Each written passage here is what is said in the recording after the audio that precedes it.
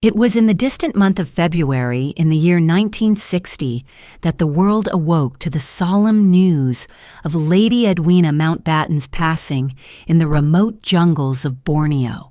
Her body, carried across the seas, was laid to rest in the quiet soil of St. Paul's Church in Hampshire. In that moment, a life that had stirred so many whispers and drawn so many glances seemed to dissolve into silence. And yet the echoes of her name would not easily fade. Welcome, dear listener. As we drift together into the pages of memory, I invite you to let me know in the comments where and when you are joining us on this journey, so that our voices may form a circle across time and space. And if these stories bring you solace or wonder, I kindly ask you to subscribe so that this circle may grow and we may continue to walk through the halls of history together. Lady Edwina Mountbatten, a name spoken with admiration in the salons of London, whispered with suspicion in the columns of the newspapers, and remembered with a mixture of longing and unease by those who lived through her time. Hers was a life that moved between extremes, from the glittering world of unimaginable wealth to the shadowed alleys of scandal, and finally into the quiet dignity of service and sacrifice. To recount her story is not to deliver judgment, but to open a window into a life lived both in public splendor and in private defiance, and to wonder, as all ancient storytellers must, at the mysteries that lie behind human choices. Her story begins, as so many of such tales do, in childhood, when the shape of a life is drawn not by one's own hand but by the unseen strokes of inheritance and circumstance. Edwina Cynthia Annette Ashley was born in the summer of 1901, in the waning days of the Edwardian era, a world shimmering with optimism, yet already carrying the seeds of the great upheavals to come. Her father, Wilfrid William Ashley, was a man of politics and military heritage, stern in bearing and often absent in presence. Her mother, Amalia, was remembered as distant, her attention turned often to society and its distractions. Thus the child was left adrift, wandering the halls of her family's great houses, surrounded by treasures, yet longing for warmth. The figure who loomed largest in her young life was not her parents, but her grandfather, Sir Ernest Cassel. He was a man of immense wealth, a financier of kings, confidant of monarchs, and architect of great fortunes. To him, the young Edwina was a jewel more precious than the glittering stones he so often dealt with. From the earliest days, Cassel made clear that she was his chosen heiress, the vessel of his legacy, the child who would inherit a fortune that even the oldest families of Britain could scarcely imagine. Yet even this gift bore the taste of melancholy, for Cassel was a man consumed by business, and his affection, though genuine, was filtered through the language of provision rather than nurture. One may wonder, in the quiet of the night, how it feels to be born into such wealth.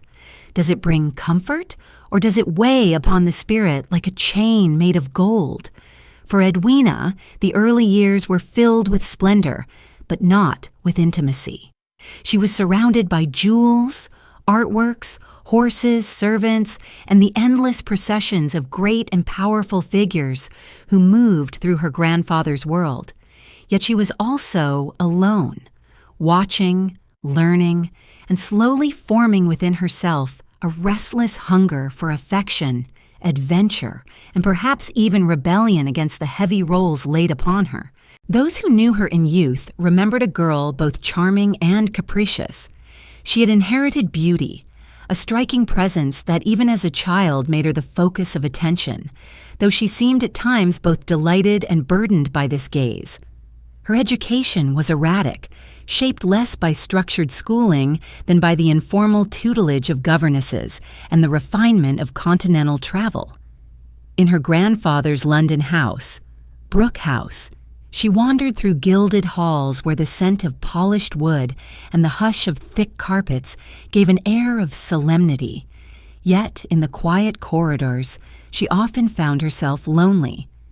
Perhaps it was in those lonely corridors that the seeds of her later restlessness were sown. Deprived of steady maternal affection and surrounded by the symbols of wealth rather than its warmth, Edwina grew into a young woman who sought constantly for intensity, whether in love, in work, or in the escape of travel. The treasures that surrounded her in childhood, her grandfather's endless vaults of jewels, his grand portraits, his collections, would later be mirrored in her adult life by her endless pursuit of lovers, friendships, and causes. In both, there was a search for something that lay just beyond her grasp, something that glittered but could not quite satisfy. When Sir Ernest Cassel died in 1921, Edwina, at the age of 20, inherited not only vast sums of wealth, but also the immense weight of expectation. She became one of the richest women in Britain, her fortune estimated in the millions of pounds, a sum so immense it placed her among the great heiresses of Europe.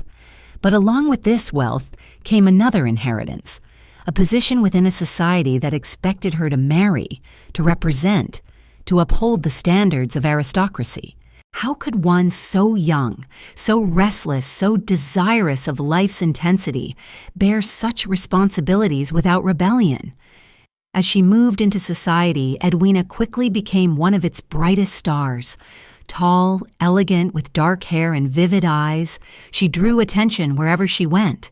The salons of Mayfair and the grand parties of the aristocracy soon revolved around her presence. She was courted by many, admired by more, and whispered about by all. Yet beneath the admiration lay the same loneliness that had marked her childhood.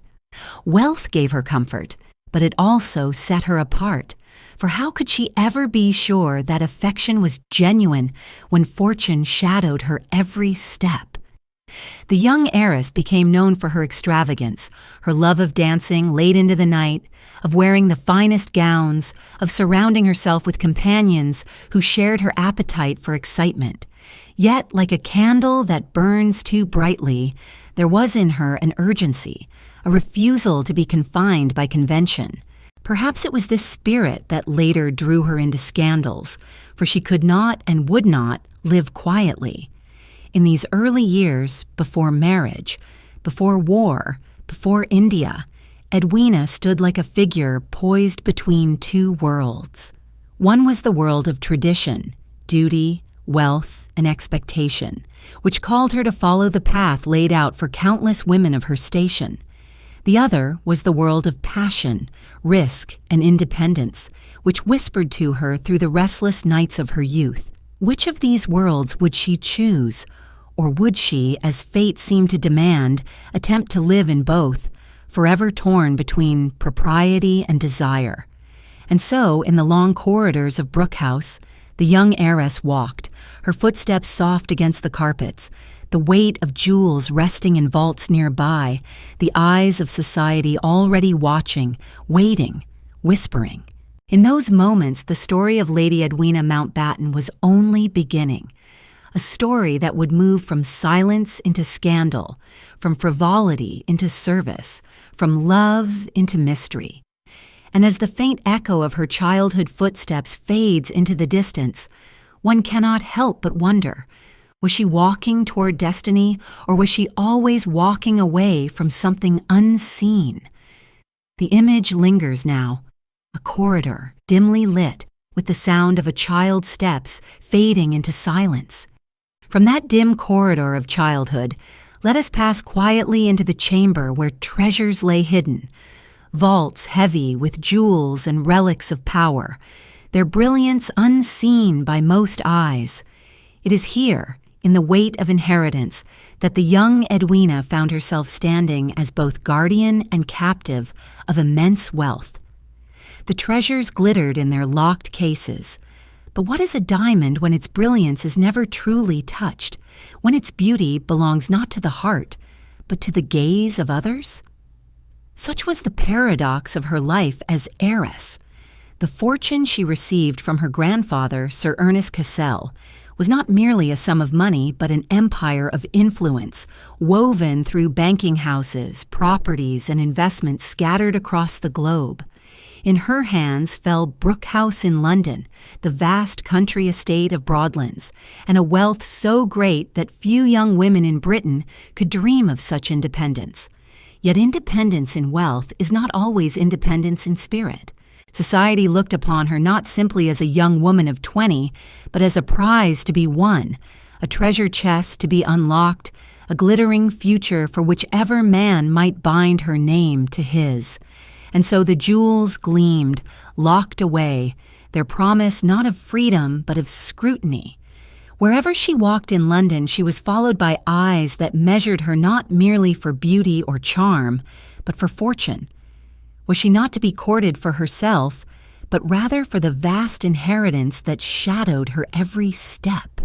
The question must have pressed upon her heart as heavily as the velvet cases of diamonds pressed upon the vault shelves. In this period, Edwina became one of the most sought-after women in British high society. Balls and soirees seemed to circle around her presence. Her entrance into a room met with a hush, and then a murmur, like the ripple of wind across water. Admirers flocked to her side, drawn by her elegance, her wit, and her fortune. Among them were titled aristocrats, ambitious politicians, and wealthy young men eager to secure their place in the glittering firmament of her circle. She was the center, and yet she was also alone, for the glittering attention did not always touch the quiet spaces of the heart. The extravagance of these years was both dazzling and restless. Edwina delighted in gowns of shimmering silk, pearls draped in strands about her neck, the scent of exotic perfumes following her into ballrooms where chandeliers reflected 1,000 points of light. She was remembered as vivacious, impatient, quick to laughter, yet equally quick to weariness. The nights of dancing often ended with her retreating into solitude, as though the joy of the crowd could not quite reach the deeper layers of her spirit. Those who observed her closely often remarked that she seemed driven by a need to escape, to avoid the stillness that wealth and duty threatened to impose upon her. She was known to drive fast cars, to travel restlessly, to surround herself with companions who shared her appetite for excitement. Yet beneath this glittering surface, there was, perhaps, a melancholy, a quiet awareness that all the jewels in the world could not purchase intimacy, nor could the laughter of salons replace the comfort of a family hearth she had never truly known. The fortune that sustained her also isolated her. Friends wondered if she ever trusted easily, for how could she know if affection was offered for herself or for the wealth that clung to her name? Even in her closest friendships, there remained an air of watchfulness, as though she feared the jewels might be counted when her back was turned.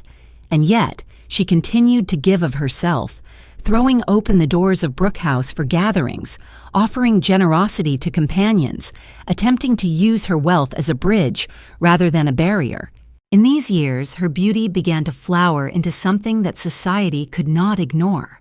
Tall, slender, with striking eyes and a presence that filled a room, she was declared one of the most glamorous women of her generation. Photographs captured her poised in gowns of satin, often with a distant, slightly restless gaze, as though her mind wandered elsewhere even in moments of great display. She was compared to the great beauties of the age, and her name became a constant in the society pages, but admiration did not satisfy her restlessness. The jewels, though dazzling, gleamed too coldly. The suitors, though eager, did not stir the depth she craved. She seemed always to seek something beyond, something just out of reach. And so whispers began, whispers that she was reckless, that she was extravagant, that she was not like other heiresses content to settle quietly into the roles prepared for them. These whispers would only grow louder in later years, but already in her 20s, she had begun to step outside the neat boundaries that society drew for women of her rank. It was at this time that her path crossed with Lord Louis Mountbatten, a young naval officer with impeccable connections and royal blood.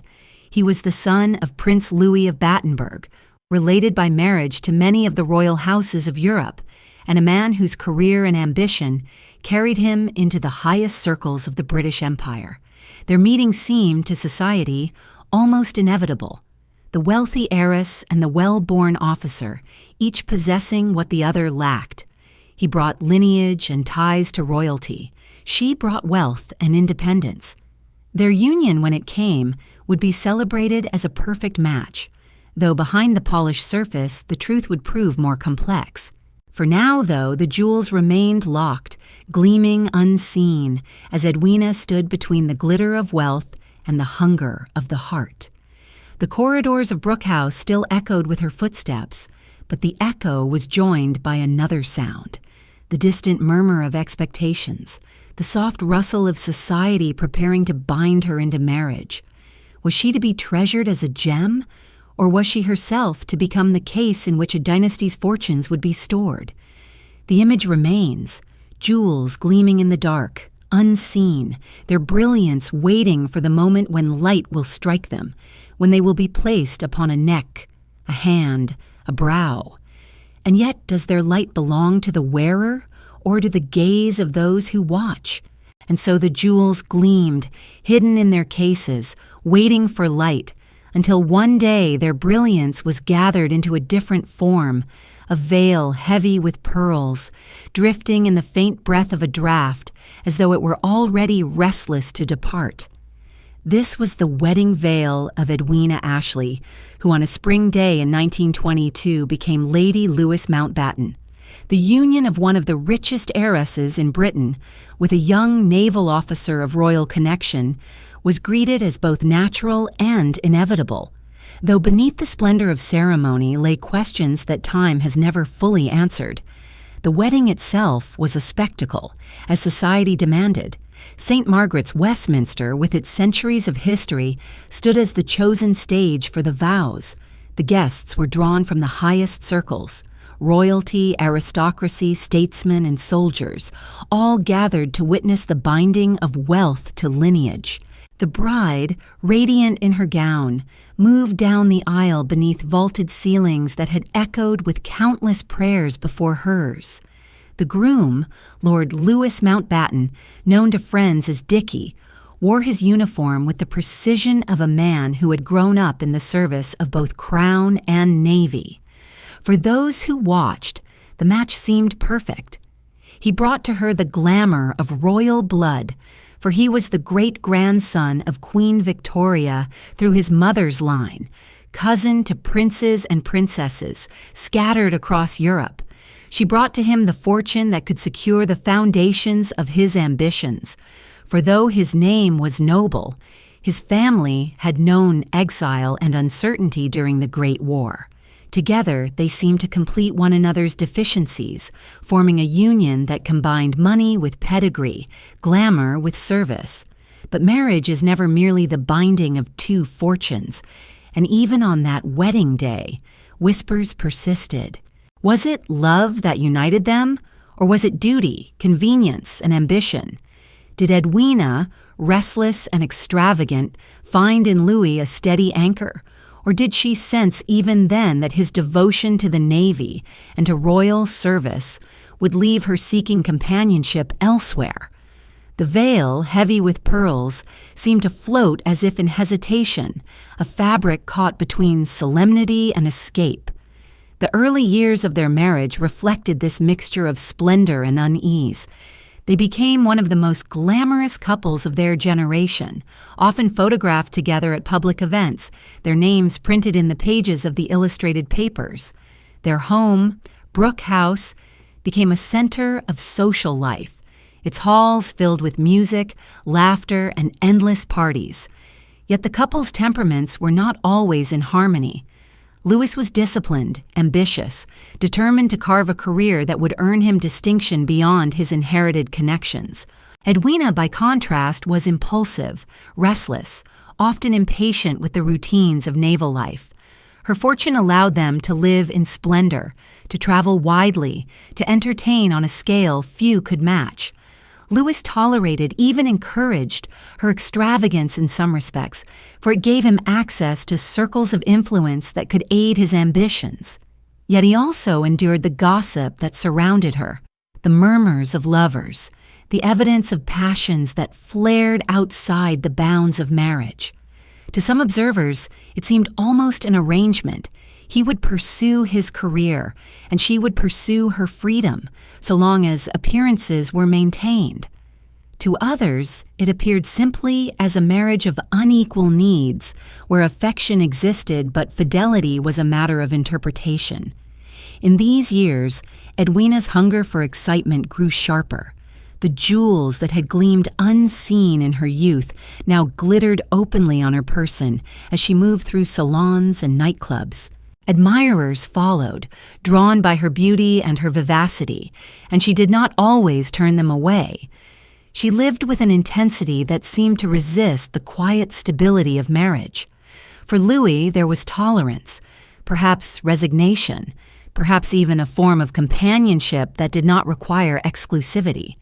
Was theirs, then, a union of freedom disguised as convention, or was it a bond continually tested by the restless currents of her heart? The society of the 1920s was itself restless, emerging from the devastation of war into a decade of jazz, dancing, and liberation. Edwina seemed to embody this spirit. She hosted gatherings that stretched until dawn, appeared in the company of artists, musicians, and adventurers, and became notorious for her disregard of restraint. For many young women, she was an emblem of modern freedom. For others, she was a warning of excess. But for Louis, she was his wife, his partner in public life, and the mother of his two daughters, Patricia and Pamela, who brought moments of tenderness into the otherwise tumultuous rhythm of their household. One can picture the drawing room of Broadlands, their country estate, where portraits of ancestors gaze down upon this unconventional pair. Did those painted eyes look with approval or with reproach at a marriage that defied the quiet stability of tradition? The fire crackled in the grate, the veil from years before perhaps folded away in some chest, pearls dimmed with dust. In the flickering light, Edwina might sit in silken gown, her gaze distant while Louis pored over naval charts or official correspondence. Two lives side by side, yet often moving in separate orbits, bound by ties stronger than love alone. There were moments of harmony, of course, for affection did exist between them. Louis adored her beauty, her energy, her ability to charm a room. Edwina admired his steadfastness, his loyalty to duty, his unwavering ambition.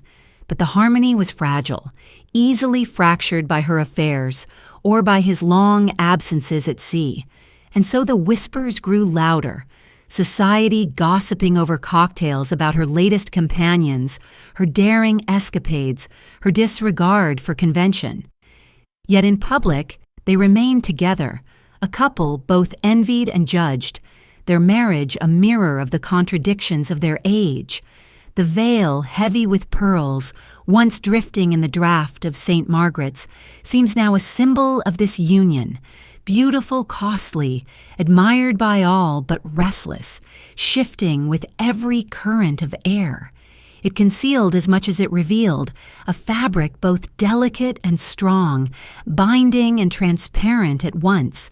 Was Edwina, beneath her veil, stepping into marriage or stepping into yet another mask of society, one she would soon seek to lift away? The image remains, a veil, its pearls catching the faint light, drifting, almost as if trying to slip from the bride's head to float freely into the air. It is this veil that carries us forward into the nights of laughter that followed, nights echoing with music and whispers, where Edwina danced on the edge of convention and scandal alike. The veil drifts away in memory, its pearls glimmering like droplets of dew, and in its place rises the sound of laughter echoing through salons lit by chandeliers and warmed by music that carried on until dawn. These were the years when Edwina Mountbatten's marriage, still young and fragile, became entwined with the rhythms of late-night parties, fashionable circles, and whispered indiscretions that fluttered through London society like sparks from a restless fire. The salons of Brookhouse and Broadlands became stages upon which the extravagance of the 1920s played itself out in rich, unbroken scenes. Jazz bands pulsed in the corners, their brass notes filling the gilded rooms, while the scent of expensive cigars and French perfume mingled in the air. Edwina was always at the center, her gown a cascade of silken folds, her laughter bright, her movements quick and daring. Guests would watch her glide from group to group, her eyes alive with mischief, her words sharp yet charming, as though she were forever testing the boundaries of propriety. It was in these gatherings that whispers of her affairs began to take form. Admirers trailed her, men drawn not only to her fortune, but to her beauty, her wit, her daring spirit. She welcomed their attention with a boldness that startled those who expected a Mountbatten to maintain the solemn dignity of her station. Some of these companions became passing amusements, others lingered longer, and society began to catalogue her lovers with the same precision it once reserved for royal titles. Yet behind the gossip was a truth more complex. Edwina's hunger for companionship was not simply lust or vanity. It was perhaps a continuation of the loneliness of her youth, a search for warmth where duty offered only ceremony. Louis, her husband, played his role with curious detachment. He was not ignorant of the whispers, nor blind to her entanglements, yet he tolerated them, sometimes with resignation, sometimes even with a quiet acceptance that shocked those who imagined a husband's pride must surely rebel. For Louis was married as much to his naval career as to his wife. The sea called him, and he answered, leaving Edwina to find her own diversions on shore. In this strange arrangement there may have been freedom, but was it not also a form of imprisonment, each bound to the other yet free in ways that created distance rather than intimacy? To the world beyond, they remained an enviable pair. Their wealth, connections, and glamour drew admiration and envy in equal measure. Photographs of them graced society magazines, their names appeared at the top of guest lists, and their homes filled with a constant stream of luminaries, politicians, artists, aristocrats, and soldiers who sought both their hospitality and their favor. But the smiles of such images often concealed the undercurrents beneath. Edwina, restless and daring, was never content to play the part of the dutiful wife. Louis, methodical and disciplined, could not surrender the patterns of naval life to accommodate her whims. Thus they lived, side by side, yet each in their own orbit, colliding at times with affection, at times with reproach, and often simply with silence. The laughter that filled their salons was at once a celebration and a mask. It drowned out the unease of those long corridors where Edwina might pause, her face briefly weary, her eyes seeking something unseen. The music carried her through evenings of delight, but when dawn came and the rooms emptied, the silence of her chambers often returned her to a familiar solitude. Was she not still, despite all the splendor, that same child wandering through Brookhouse, searching for warmth amid treasures that could not comfort? It is tempting to judge such years as frivolous, to reduce them to the tally of affairs and the extravagance of parties. Yet even in these restless seasons, Edwina revealed the qualities that would later astonish those who thought of her only as a socialite. Her energy, her daring, her refusal to be confined, these same traits, when turned to the service of others, would make her formidable in times of war. The laughter that echoed through salons was not only the sound of indulgence, it was also the voice of a woman who would not be silenced, who refused to accept the narrow path society had drawn for her. Still, scandal clung to her. Aristocratic circles, sharp of tongue, recited the names of her lovers with relish. Some were titled men, others wealthy industrialists. A few were even men of modest rank, whose sudden intimacy with Lady Mountbatten startled all who learned of it. For every admirer who praised her boldness, there were critics who condemned her as reckless. Yet the gossip, though it bruised, never quite diminished her standing. Her beauty, her fortune, and her charisma shielded her from ruin. Perhaps this was her truest extravagance, not jewels or gowns, but the freedom to defy judgment without collapse. Louis, meanwhile, rose in his career, his naval duties taking him further afield. His ambitions stretched toward command and influence, and his marriage, though unconventional, remained his anchor in the eyes of the world. Theirs was not a bond of romantic devotion as society expected, but a partnership forged in tolerance, perhaps even necessity. Did he love her? Undoubtedly. Did she love him? Perhaps in her own way, though her heart wandered.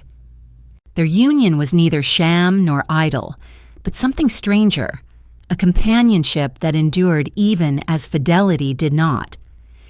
In the quiet moments when the laughter of salons had faded and only the echo remained in memory, one might imagine Edwina standing before a mirror removing her jewels, unpinning her hair, her face reflecting both satisfaction and weariness. The jewels, like the lovers, gleamed for a while and then were set aside, but in her eyes lingered the question, what was she truly seeking? Was it freedom? Was it love? Was it meaning? Or was she forever searching for a warmth that the world, with all its splendor, could not quite give her? The sound of laughter drifts now into memory, lingering faintly like the fading notes of a distant band. From it emerges another sound, sharper, more urgent, the sirens of a world preparing for war, the drumbeat of nations marching toward conflict, the frivolity of the 1920s, the extravagance of salons, the whispers of scandal, all would soon be overtaken by the thunder of bombs and the cries of the wounded. And in that storm, Edwina Mountbatten, once dismissed as merely scandalous, would reveal another side of herself entirely.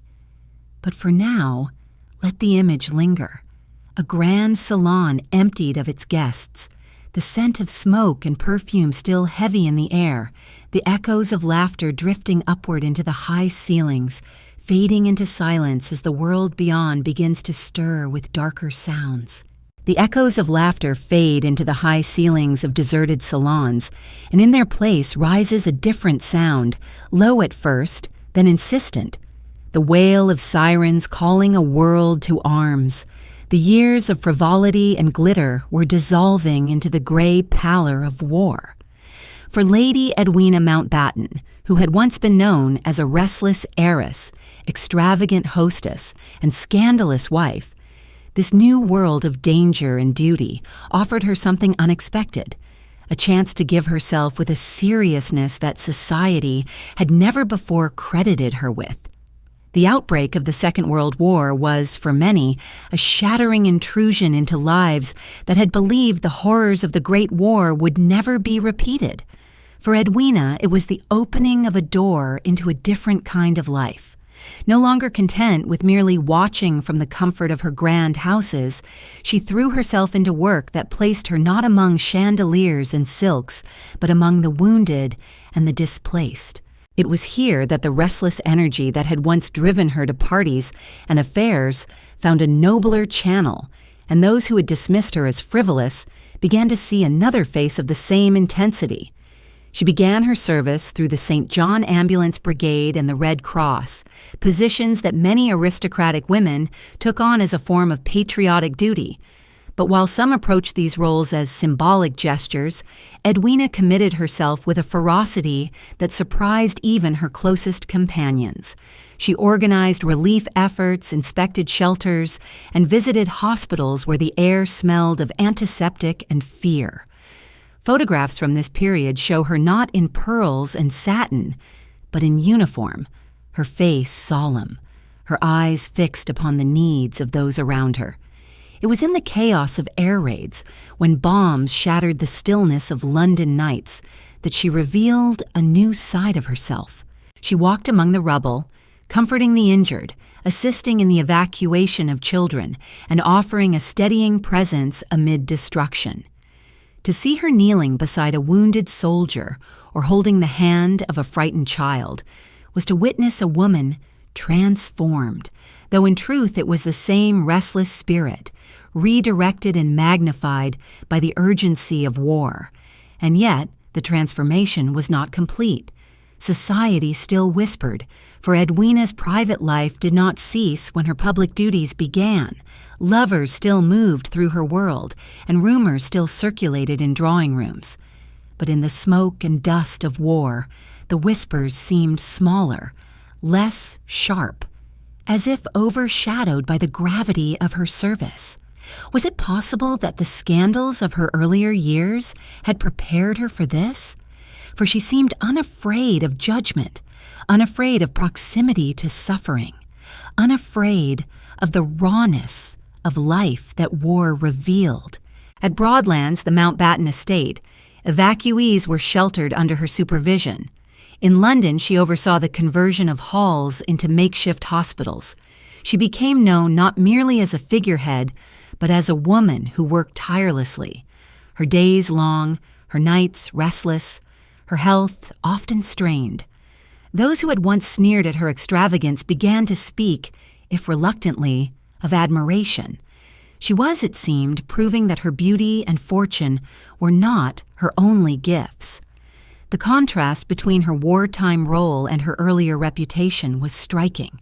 Here was the woman once photographed in sequined gowns, now bending over hospital beds in plain uniform. Here was the hostess who had presided over endless dances, now inspecting supplies for refugee children. But perhaps the contrast was not as sharp as it appeared. The same hunger for intensity, the same refusal to be confined, the same defiance of convention. These traits remained. They simply found a new form in service, as though the war had given her permission to express what had always been within her. A refusal to live quietly, a determination to live fully, whether in scandal or in sacrifice. Louis, too, was transformed by the war, his naval career advancing rapidly as he took on command and responsibility. For the first time, perhaps, their separate orbits converged. His service at sea and her service at home both demanded sacrifice, both carried them into danger, and both gave them a common language of duty. Their marriage, though still unconventional, seemed steadied by this shared sense of purpose. In their letters, affection surfaced alongside practicality, as if the crisis of war reminded them that, whatever else passed between them, they remained companions in the face of history's storm. It is said that Edwina thrived amid the urgency of wartime. The long corridors of Brooke House, once filled with loneliness, now filled with workers, supplies, and the hum of activity. The nights of empty salons were replaced by nights spent in shelters, where she spoke quietly with the frightened and offered her presence as a comfort. In her uniform, she seemed to shed, if only for a while, the weight of jewels and gossip. The sirens that had once signaled destruction now called her into service, and she answered without hesitation. Still, questions linger. Was her wartime devotion entirely born of compassion, or was it also the restless spirit seeking once more to escape itself? Did she throw herself into service because she longed to help, or because she longed to silence the loneliness that had always haunted her? Perhaps both are true, as they often are in human lives. The motives of the heart are seldom singular, and perhaps the very mixture of desire and duty was what made her presence so remarkable. One imagines her walking through a ruined street in London, the air heavy with dust, the glow of fires reflecting against broken walls. Around her, children clutch blankets, soldiers lean upon crutches, mothers weep softly into their hands, and among them walks Lady Edwina Mountbatten, no longer only the scandalous hostess of salons, but a figure of comfort, her hand resting gently on a shoulder, her voice calm amid the ruin. The jewels locked away, the laughter faded, the whispers hushed by the deeper cry of war. Yet even here, among rubble and ruin, she was still Edwina, restless, intense, magnetic. For in her presence even suffering seemed drawn into a kind of orbit, as though she carried with her not merely wealth or beauty, but an energy that refused to be subdued. And it was this energy, reckless and radiant, that would carry her into the years ahead, where the war's end would not bring peace, but rather a new stage, set far from London in the heat and tumult of India. For now let the sound linger, the fading wail of a siren, its cry dissolving into the hush of a ruined street, where the scent of iodine mingles with the dust of shattered stone. The scent of iodine lingers still in the ruined streets, sharp and medicinal, clinging to the air even as smoke drifts upward from the rubble. It is a smell both of healing and of hurt, and in its presence, Lady Edwina Mountbatten's figure became fixed in memory, not as the hostess of salons nor the scandalous heiress, but as a woman who walked among the wounded with sleeves rolled and eyes steady. It was here, in the shadow of destruction, that her reputation began to change, and those who had spoken of her only with whispers now found themselves speaking with reluctant admiration. Edwina's relief work during the war deepened as the years of conflict wore on. She did not remain a mere figurehead, content to attach her name to causes while others carried the burden. She visited bomb shelters, hospitals, refugee camps. She inspected kitchens set up for evacuees, and she bent down to speak directly to children who clutched ragged toys in trembling hands. To see her in uniform, her hair tucked neatly back, was to see a woman who had stepped outside the expectations of her station. For though many aristocratic women served in charitable roles, few did so with such intensity, such visible presence. The society that once measured her only in terms of lovers and jewels now measured her in the hours she kept, the miles she traveled, and the faces she comforted. Journalists recorded her movements, no longer mocking but noting with a tone of respect. Even those who remained skeptical could not deny the evidence of her service. Was it that the war had stripped away the gilded illusions of society, forcing all to see one another in starker light? Or was it that Edwina herself had, at last, found a realm where her restless spirit could serve rather than merely consume? She worked with refugees displaced by the Blitz, organized emergency housing, and supported hospitals overwhelmed with casualties. Her presence was described as magnetic, not because she brought glamour into places of suffering, but because she seemed to carry into them a kind of fearlessness.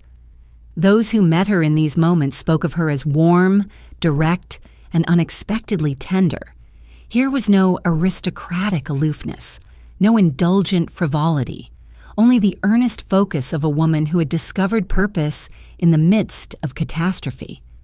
Yet it would be a mistake to imagine that scandal and duty existed in separate chambers of her life.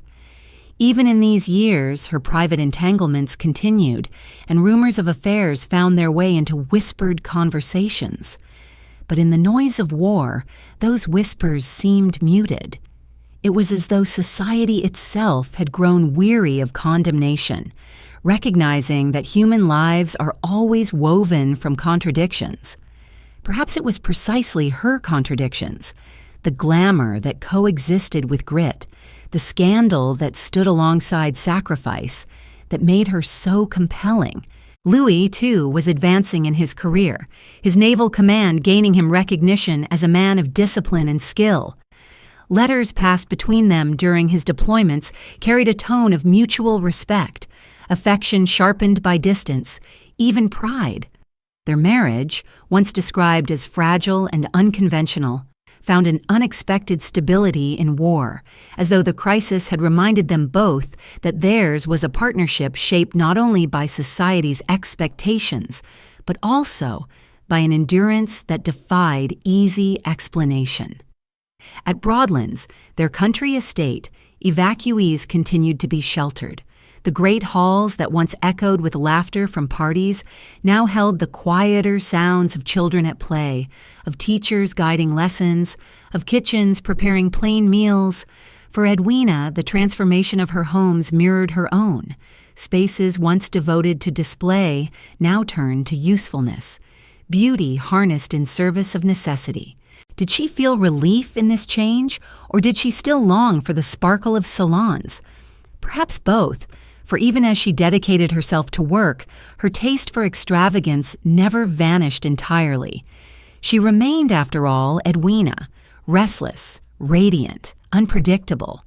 What seemed to change most profoundly was the way others looked upon her. Officers spoke of her courage. Doctors praised her diligence. Mothers remembered her kindness. And yet she remained an enigma, never fully shedding the image of the scandalous Lady Mountbatten, nor ever becoming wholly absorbed into the role of saintly benefactor. She lived between those identities, carrying both, refusing to relinquish either. Was this her defiance? That she would not allow herself to be reduced to a single image, whether frivolous or noble? Imagine her in a ward at night, the windows covered against bomb blasts, the air heavy with disinfectant and whispered prayers. She moves from bed to bed, her voice soft but firm, offering a hand, a word, a presence. Nurses pause as she passes. Soldiers stir and look toward her. She is not one of them, yet in that moment she seems to belong wholly to their world.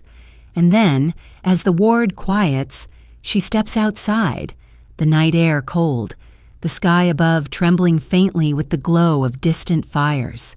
Does she breathe deeply of relief or of exhaustion? No one can say. It was in these years that Edwina discovered a kind of power that had little to do with wealth or beauty. It was the power of presence, of showing up where suffering was greatest and offering not solutions but companionship. In this she revealed something often forgotten, that glamour and scandal may dazzle, but it is presence that heals. And perhaps, for the first time, she felt herself more than a jewel locked away or a hostess surrounded by whispers. Perhaps she felt herself necessary, yet the war did not end her restlessness. If anything, the intensity of service deepened her appetite for purpose, for roles beyond the superficial. When peace came, it did not return her to the salons of frivolity, but carried her forward into a new chapter altogether, one that would take her far from Britain's shores. For her husband, Louis, was soon to be entrusted with one of the most difficult and fateful positions in the empire, the last Viceroy of India. And with him, Edwina would step into history once more, her restless spirit meeting the heat and tumult of a land on the verge of both freedom and tragedy. For now, the image remains, the faint glow of fires in the distance, the lingering scent of iodine in hospital corridors, the sound of a woman's footsteps fading into the night air as she leaves yet another ward behind, walking not into repose, but into the next task, the next demand, the next moment where her restless energy could be of use. The footsteps fade along the ward corridor, the scent of iodine and smoke dissolving into the night, and in their place comes the press of heavier air, thick with heat and dust, a night in Delhi where silence itself seems swollen with expectation. For Edwina Mountbatten, the end of war in Europe was not an end at all, but a turning of the page into a different struggle, far from the rubble of London and the coasts of Britain. Her husband, Lord Louis Mountbatten, was appointed the last Viceroy of India, charged with the task of guiding the subcontinent from empire into independence, a duty both monumental and tragic. And with him went Edwina, her restless energy once more finding a new stage upon which to move. The journey to India was a voyage not only across oceans, but across worlds, On the ship that bore them eastward, Edwina walked the decks beneath skies of unbroken blue, the wind tugging at her scarf as she looked out toward horizons unfamiliar. Behind her lay the war years that had remade her reputation. Ahead lay a land of vastness, of color, of suffering and promise intermingled. To some, she was traveling merely as the consort of a viceroy. To others, she was a presence in her own right, one whose magnetism would leave its mark upon India's final years under British rule. Delhi, when she arrived, seemed to meet her with both splendor and sorrow. The Viceroy's house, that colossal palace of domes and columns, stood like a symbol of imperial grandeur, even as the empire it represented was dissolving. Within its halls, cool with marble and shadow, Edwina walked as mistress, her footsteps echoing beneath ceilings built to impress and to endure. But outside those walls, the city pulsed with tension. India was on the cusp of partition, its people caught between the dream of freedom and the nightmare of division. The air of Delhi was heavy not only with heat, but with unease, as though every breath carried with it the dust of both triumph and grief. Edwina entered into this storm not as a distant figure, but as one who sought immediacy. While Louis grappled with statesmen and maps, she stepped beyond the palace gates into hospitals, refugee camps, and railway stations, where human suffering was at its rawest. The same restlessness that had driven her into air raid shelters in London now carried her among the displaced of India, where the cries of children and the silence of the dying pressed upon her heart. She was seen kneeling in the dust beside a sick child, standing among crowds of the homeless, holding the hand of a woman who had lost everything in the fires of partition. The grandeur of her position did not shield her from the rawness of these encounters. Indeed, she seemed to seek them out, as though compelled to be at the very center of suffering. Was it compassion alone that drew her, or also the familiar hunger for intensity, for the extremes of human experience? Perhaps both, for in Edwina the lines between selfless devotion and restless appetite were always blurred. In these days, her beauty, though now touched by the lines of age, retained its magnetism. Indian leaders, officials, and ordinary people alike spoke of her presence as luminous, her eyes keen, her manner direct. Unlike many of her peers, she did not remain aloof behind ceremony. She touched, she spoke, she listened. It was this immediacy that drew admiration, but also curiosity. For it was in India that one of the most enigmatic bonds of her life began to take form. Jawaharlal Nehru, India's first prime minister, met her within the formal setting of political negotiation, yet what passed between them soon transcended the boundaries of diplomacy. He was a man of intellect, elegance, and deep conviction. She, a woman of energy, glamour, and relentless drive. Their conversations, carried on in drawing rooms and gardens, in letters and in silences, became the subject of endless speculation. Was it a romance? Was it friendship? Was it perhaps something more profound, unclassifiable by the simple categories of passion or politics? History does not answer with certainty, but the image of them together remains vivid. Walking side by side in the gardens of the Viceroy's house, pausing in quiet conversation, their gestures intimate yet restrained. To those who watched, it was clear that there was a bond, though its precise nature could never be captured fully. And perhaps that is what makes it enduring. The ambiguity, the refusal of history to pin down what the heart prefers to leave in shadow. Meanwhile, Louis labored with the impossible task of partition. Maps were drawn, borders carved, millions displaced.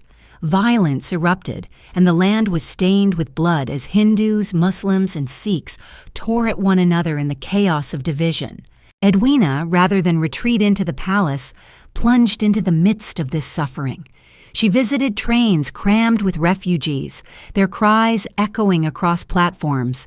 She walked among the makeshift camps where hunger gnawed and despair settled heavy. Those who saw her spoke of her courage, of her refusal to look away. She did not shrink from horror, but met it directly, as though her own restless spirit demanded to confront the world's extremes. Yet even in this maelstrom, scandal did not abandon her. The whispers of her closeness to Nehru traveled quickly, both in Britain and in India. Some viewed their bond with suspicion, others with admiration, and still others with a mixture of envy and disquiet. Louis himself, curiously tolerant, seemed to accept it with the same strange resignation with which he had accepted her earlier affairs. Was it that he trusted her loyalty in some deeper sense, beyond the boundaries of fidelity? Or was it simply that he understood her as no one else did, recognizing that her heart could never be confined to one person alone? The nights in Delhi were heavy, the air thick, the city restless with sounds of celebration and mourning entwined. Within the Viceroy's house, Edwina sometimes sat by an open window, the lamps casting her silhouette against the stone. Outside, the cries of refugees carried faintly on the wind. Inside, letters lay upon her desk, some signed by Nehru, their words tender, thoughtful, ambiguous. Did she read them with longing, or simply with recognition of a kindred spirit? The question, like so many in her life, remains unanswered. And so, the hospital wards of London gave way to the camps of India, the footsteps through corridors replaced by footsteps along railway platforms, crowded with the displaced. From the dust of Delhi nights, her figure emerges not as the frivolous heiress, nor only as the dutiful Vicereine, but as something in between, glamorous still, scandalous still, yet undeniably compassionate, undeniably present, undeniably alive in the heart of history's storm. The image lingers, the heavy night air pressing against the walls of the Viceroy's house, the faint glow of fires on the horizon, and within, a woman seated by a window, her gaze turned outward, her heart perhaps pulled in directions even she could not name. The night air pressed through the open window, warm and heavy, carrying with it the faint cries of the city below. On the desk lay letters, some folded neatly, others opened and read, their ink still sharp, their words lingering in the mind long after the page was set aside. Among them were letters from Jawaharlal Nehru, India's first Prime Minister, whose bond with Edwina Mountbatten would become one of the most whispered, debated, and mysterious relationships of the 20th century. Were they friends, lovers, companions of spirit, or some mixture of all three? History offers no definitive answer, and perhaps that uncertainty is itself the truest reflection of their connection. When Edwina first encountered Nehru, it was in the context of statecraft, with her husband presiding over the immense and painful task of partition. He was already a figure of renown, admired for his eloquence and intellectual depth, carrying within him the fire of India's independence movement and the sorrow of its many sacrifices. Edwina, accustomed to men dazzled by her beauty and wealth, seemed to meet in him something different, a mind equal to her restlessness, a presence that did not merely admire but engaged, questioned, and reflected. Theirs was a bond marked by intensity, yet cloaked in discretion. They walked together in the gardens of the Viceroy's house, their conversations quiet, their gestures intimate but never ostentatious. Those who observed them noted a tenderness, a subtle leaning of her head toward his, the warmth of his eyes when they met hers. Letters later discovered reveal an affection deep and enduring, though never explicit in their declarations. Words of care, of admiration, of longing, phrases that suggest intimacy, yet also restraint. Perhaps it was in this restraint that the depth of their bond lay. a recognition that what passed between them transcended mere passion, reaching into companionship of the spirit. For Edwina, whose affairs had often been the subject of gossip and ridicule, this relationship carried a different weight. Nehru was not a fleeting distraction, nor a conquest of society's glittering world. He was a statesman, a thinker, a man bound to his people's destiny. To be close to him was to be drawn into a current far stronger than the whirl of London salons or the circles of aristocratic intrigue. In him, she may have found a seriousness that matched her own transformation in war, a companionship that acknowledged both her glamour and her grit. And yet, the ambiguity remains. Were they lovers in the physical sense, or did their intimacy rest on a plane beyond the body? Letters suggest longing, but not confession, tenderness, but not consummation. Some who knew them swore that passion passed between them, while others insisted that theirs was a chaste companionship of mutual respect. In the silence of those letters, in the spaces between words, one finds perhaps the truest reflection of their bond, a relationship that cannot be captured by simple categories, that resists the tidy conclusions history craves. Louis Mountbatten himself seemed curiously accepting of this closeness. He knew of their bond, perhaps more fully than the world realized, and tolerated it with a strange mixture of resignation and trust. Did he believe that Edwina's loyalty to him as a husband and companion remained unshaken, even if her heart wandered? Or did he, in his own way, acknowledge that theirs had never been a conventional marriage, and that her restless spirit could no more be confined than the tides he charted at sea? Whatever his thoughts, he allowed the closeness, even encouraged their correspondence in later years, as though recognizing that this bond was as much part of Edwina's identity as her jewels or her causes.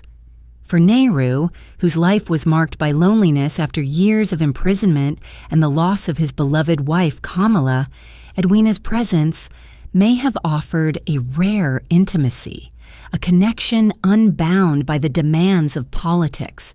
He was surrounded always by the pressures of statehood, the expectations of a nation newly born, and yet with her he could speak not only as a leader, but as a man. Was it love? Was it solace? Was it simply the recognition of one restless soul in another? Each possibility lingers, each equally possible, each equally incomplete.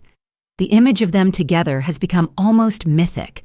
Nehru in his simple achkan, a rose pinned to his lapel, walking beside Edwina, elegant in her sari or her plain cotton dress, their hands brushing lightly as they turned a corner in the palace gardens. Around them, the air heavy with the scent of jasmine, the sound of distant fountains mingling with the cries of a city still unsettled. They pause, perhaps, to share a thought, a smile, a silence that speaks more than words, and then they move on, the weight of history pressing upon them even as the tenderness of the moment sustains them. For Edwina, this bond with Nehru was not merely a diversion, but a defining chapter of her life.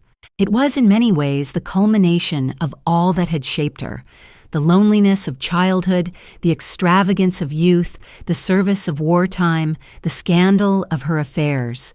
In Nehru, she found a companion who saw her whole, not merely as heiress, hostess, or vicereine, but as a woman restless, flawed, compassionate, and alive.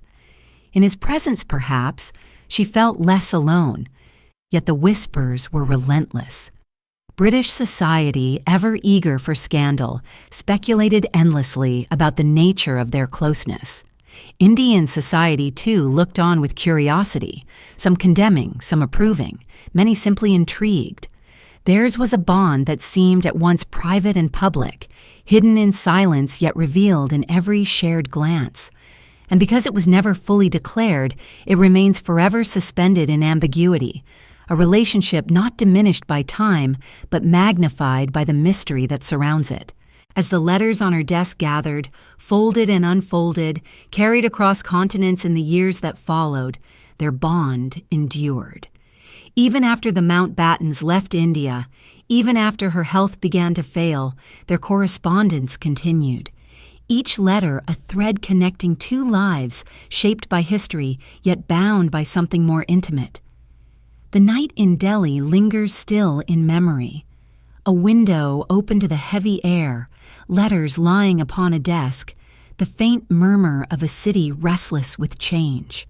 Within, a woman reads by lamplight, her eyes lingering on words carefully chosen, words that speak of affection, of thought, of a bond that refuses to be named. She sets the letter aside, folds her hands, and gazes outward into the night, where the silence is broken only by the faint cry of a train in the distance, carrying yet more refugees into the unknown.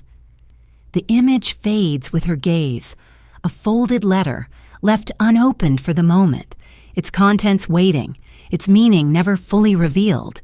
The folded letter lies unopened, the ink within it waiting, the words suspended in silence, and around it rises the vastness of the Viceroy's house, a palace that was at once fortress, theater, and mausoleum of empire. Its domes gleamed under the Indian sun, its corridors stretched with marble solemnity, and yet within those halls, history trembled as it prepared to turn its course.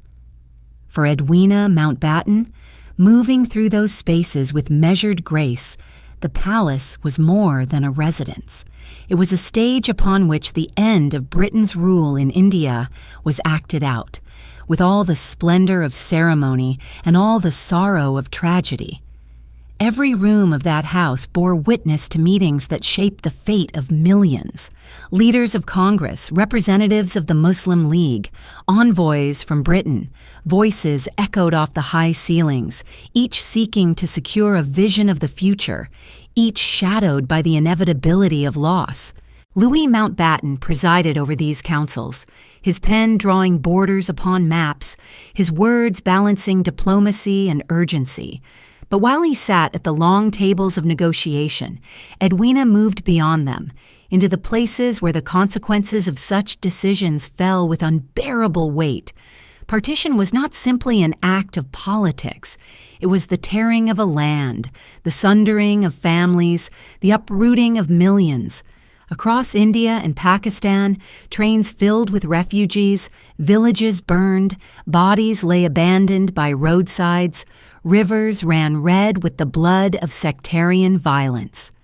For every line drawn on a map in the palace, 1,000 lives were broken beyond repair in the countryside. And it was into this realm of suffering that Edwina stepped, not as Vicereine in silks and jewels, but as a woman in plain dress, her hands extended, her presence tangible amid grief. At railway stations, she stood among crowds of refugees, the air heavy with the smell of sweat, dust, and despair. She entered makeshift camps where hunger gnawed and disease spread unchecked. Witnesses spoke of her bending to comfort a child, of her hand steadying the frail arm of an old woman, of her voice offering words of reassurance that, though simple, carried the authority of compassion. She was not shielded from the horror. She sought it, compelled to be present where life was most raw. And yet, within the palace, ceremony continued. Banquets were held, flags were raised, formal speeches proclaimed the birth of new nations. The contradiction was jarring, marble floors gleaming with polish, while outside, the roads were darkened by processions of the displaced. Did Edwina feel the weight of this contrast as she moved between ballroom and refugee camp? Did she ever pause in her chambers, silken sari still clinging to her shoulders from some formal event, and wonder at the irreconcilable gulf between ritual and reality? Perhaps she did, for those who observed her in private moments spoke of her exhaustion, of eyes shadowed not by age alone, but by sorrow that could not be set aside. Through it all, her bond with Nehru deepened. And it was in these corridors of power and gardens, heavy with jasmine, that their companionship became most visible. After days of witnessing the suffering of refugees, she would sometimes sit with him in quiet conversation, their words mingling with silences that needed no explanation. Did she confide to him the despair she felt at the human cost of partition? Did he, in turn, share with her the burden of leading a newborn nation into uncertain dawn? We do not know the content of all their exchanges, but we know that they comforted one another, and in that comfort was both strength and ambiguity. Louis, for his part, endured the double burden of history and gossip. As viceroy, he shouldered the blame for decisions impossible to enact without tragedy. As husband, he tolerated the whispers about Edwina and Nehru, yet in his memoirs and in his actions, there is evidence that he accepted their bond, perhaps even valued it, for it softened the strain of his own role. Was this acceptance strength, weakness, or simply pragmatism? The question, like so many in their marriage, resists easy judgment. One image endures from those days: Edwina, standing on a railway platform surrounded by refugees waiting for a train that may or may not arrive. The air thick with cries, the stench of overcrowded humanity pressing close, and in the midst of it, her figure tall and composed, her hand resting on the shoulder of a frightened child. Cameras captured these moments, and though photographs cannot capture scent or sound, they reveal in her expression something rawer than duty, something like sorrow made flesh. The grandeur of the viceroy's house and the desolation of refugee camps, these two worlds pressed upon her simultaneously, demanding from her a balance few could maintain. Perhaps it was this very tension that defined her most powerfully. For Edwina Mountbatten was never entirely one thing. She was always poised between contradictions, scandalous and compassionate, frivolous and fearless, heiress and servant. And in India, these contradictions converged, shaping her into a figure both admired and doubted, cherished and condemned. The palace remained lit through the nights, its corridors echoing with the footsteps of servants and the murmurs of officials. But outside, the city was filled with other sounds: the cries of the displaced, the chants of crowds demanding freedom, the distant gunfire of unrest. Between these two worlds, Edwina moved, her heart pulled in both directions, her presence a thread connecting grandeur and grief. And so, the folded letter upon her desk remained unopened, as if symbolic of the mystery at the heart of her life. A message known but unread, a bond acknowledged but never fully revealed, a truth always left just beyond reach. The image lingers now, the cries of refugees fading into the night, the marble halls of the viceroy's house silent save for the rustle of silk, the letter still resting upon the desk, waiting for the moment when it will be opened, or perhaps forever left untouched.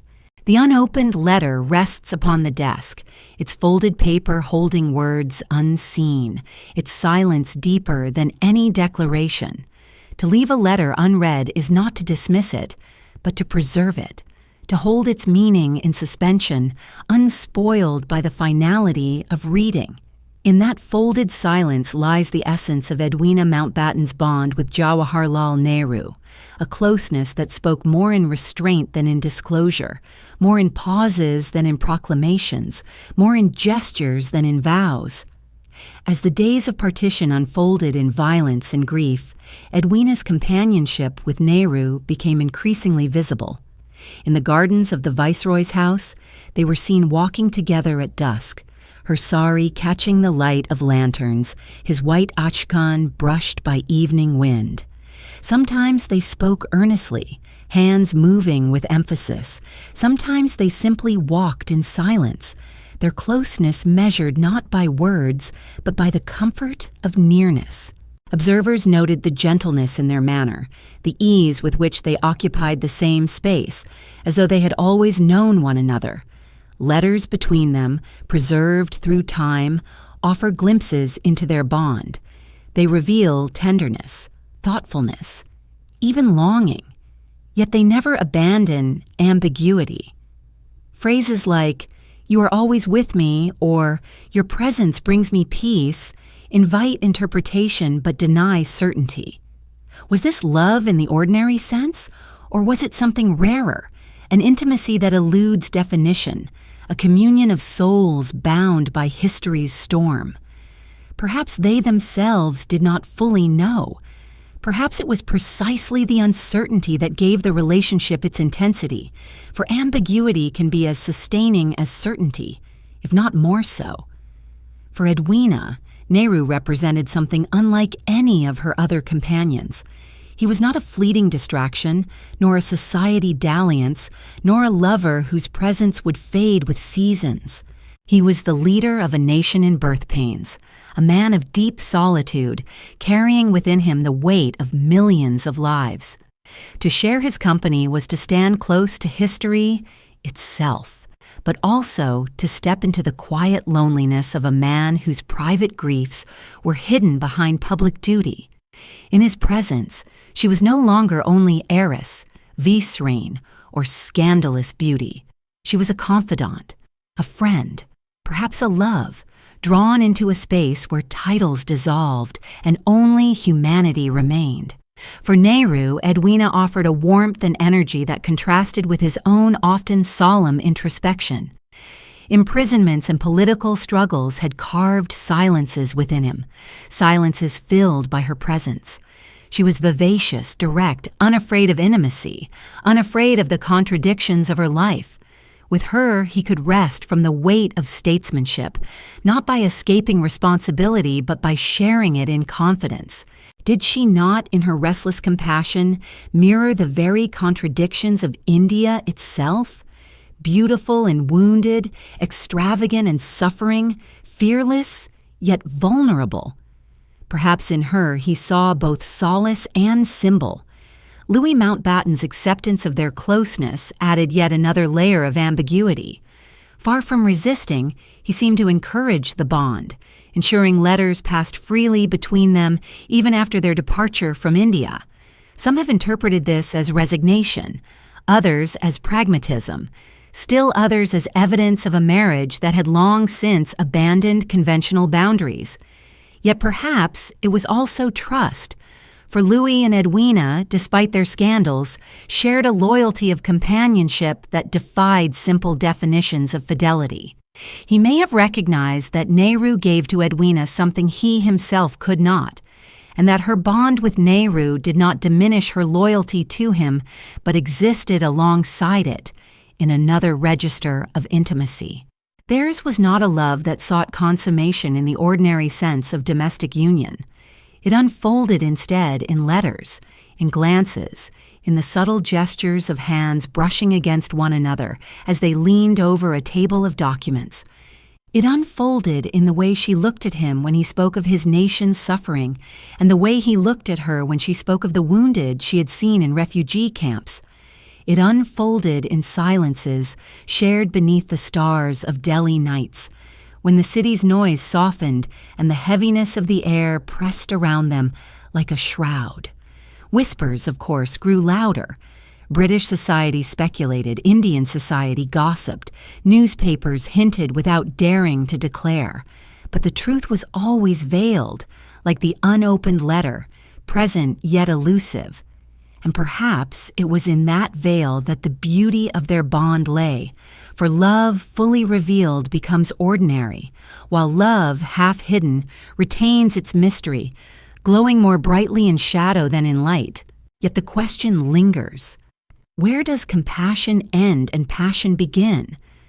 When she held his hand in quiet reassurance, was it a gesture of comfort or of love? When he wrote to her of longing for her presence, was it the longing of a statesman for his confidant, or of a man for his beloved? When they walked together in gardens, their words mingling with silence, was it friendship that held them, or desire? The questions remain unanswered, and perhaps they must remain so, for certainty would strip away the very essence of what they shared. Imagine her now, seated once more at her desk, the unopened letter before her, the lamp casting a soft glow upon her face. Outside, the city roils with unrest, yet here, in this quiet chamber, history itself seems to pause. She reaches for the letter, hesitates, then draws her hand back. Some words are better held in silence, some truths better left unnamed. She rises, steps to the window, and looks out into the heavy night, her thoughts drifting not toward empire or duty, but toward the mystery of companionship that has taken root in her life. The unopened letter remains upon the desk, a symbol of all that is intimate yet unresolved, all that is known yet unspoken. Its folded edges catch the faint current of air from the window, stirring lightly, as though the paper itself breathes. It waits, not for reading, but for the acknowledgement that in its silence lies a story more powerful than any words within it. And as the night deepens, the image lingers. A desk with a letter unopened, a woman gazing outward into darkness, and somewhere beyond, another figure, seated at his own desk, writing yet another letter in which affection, longing, and restraint are interwoven in lines of ink that history will never fully decipher. The letter stirs faintly in the breeze, its folded edges shifting as though restless to be opened, and then, like a breath released, it falls still again. In that stillness lies the memory of India, a land she would never truly leave behind even after she returned to Britain. For when the Mountbattens sailed home, the grandeur of the Viceroy's house left behind, the weight of partition still heavy in the air, Edwina carried with her not only memories of refugee camps and meetings in marble halls, but also the whispers of her closeness to Nehru. Those whispers, folded like the letter itself, traveled across the seas and awaited her in London, where society was ever eager to measure, to murmur, to judge. The return was marked by ceremony. Louis was praised for his role, though the judgment of history upon partition would remain contested and complex. Crowds gathered to welcome them back. Speeches were given, honors bestowed. Yet behind the pageantry, Edwina sensed the gaze of eyes that looked not only with admiration, but with curiosity, suspicion, even envy. She had left England years earlier as the scandalous heiress turned wartime servant, and she returned as the Vicereine who had stood at the center of empire's last great turning. Her reputation was no longer frivolous, yet it was not free of controversy. For how could it be when her life itself was woven of contradictions? The newspapers, delicate in their phrasing, hinted at her friendship with Nehru, careful never to state directly what they could not prove, but eager to suggest what readers already half believed. Drawing rooms filled with murmurs, some envious of her daring, some scandalized by her audacity, some quietly admiring her defiance of convention. Did she care for these whispers? Perhaps less than she once had, for India had given her a perspective larger than society gossip. Yet still, the shadows of reputation followed her, like the rustle of silk that never ceases even when the garment is set aside. Her return to Britain was not a return to stillness. She continued her work with the Red Cross, her involvement in charitable causes, her presence at public functions where her beauty, though now touched by time, remained undeniable. Admirers still gathered, and lovers still came and went, for her appetite for intimacy had not diminished. But now there was a difference. She moved through these affairs with less recklessness, more composure, as though India had taught her that the heart's desires could coexist with duty, that scandal could stand alongside service without contradiction. Louis, ever pragmatic, resumed his naval and public career. Their marriage, tested and reshaped by years of freedom and tolerance, now settled into a companionship that seemed at once unconventional and enduring. They had weathered too many storms, both public and private, to be easily shaken. If others whispered, they did not. For them, the arrangement had become a kind of peace, an understanding that loyalty need not be measured by exclusivity, and that partnership could survive even in the presence of other affections. Yet society could not resist its role as spectator. In clubs, in salons, in country houses, her name was spoken with fascination. To some, she was the glamorous Vicereine who had brought elegance and humanity to Britain's final act in India. To others, she was still the scandalous Lady Mountbatten, forever defined by her lovers and her disregard for convention. And to still others, she was a puzzle, neither saint nor sinner, neither wholly frivolous nor wholly noble, but something in between, something unsettled, something restless. One might imagine her walking once more through the corridors of Broadlands, the great portraits of ancestors gazing down in silence. The estate, with its rolling grounds and river winding softly, seemed a world apart from the chaos of Delhi, yet within her memory the cries of refugees still echoed, the heat of Indian night still pressed upon her skin. Did she look out across the quiet lawns and feel the dissonance between that peace and the turmoil she had left behind? Did she, in those moments, yearn to return, not to the grandeur of empire, but to the intensity of purpose she had known there? In quieter moments, she corresponded still with Nehru. Letters passed between them, discreet but steady, carrying words of tenderness and thought across the distance of continents.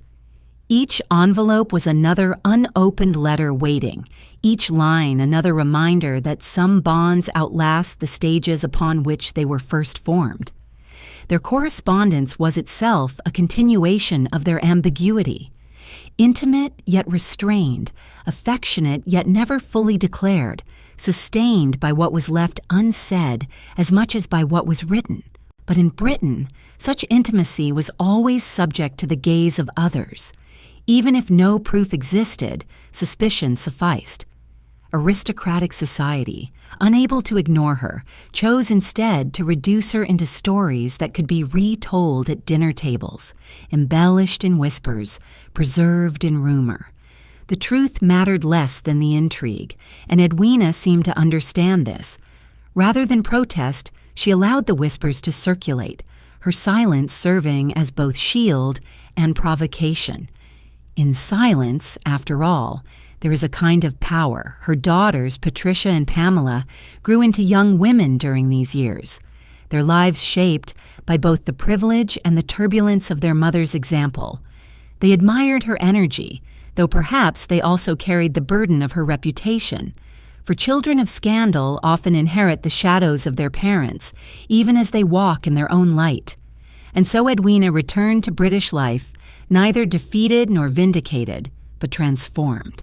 She was no longer the careless heiress of the 1920s, nor only the Vicereine of India.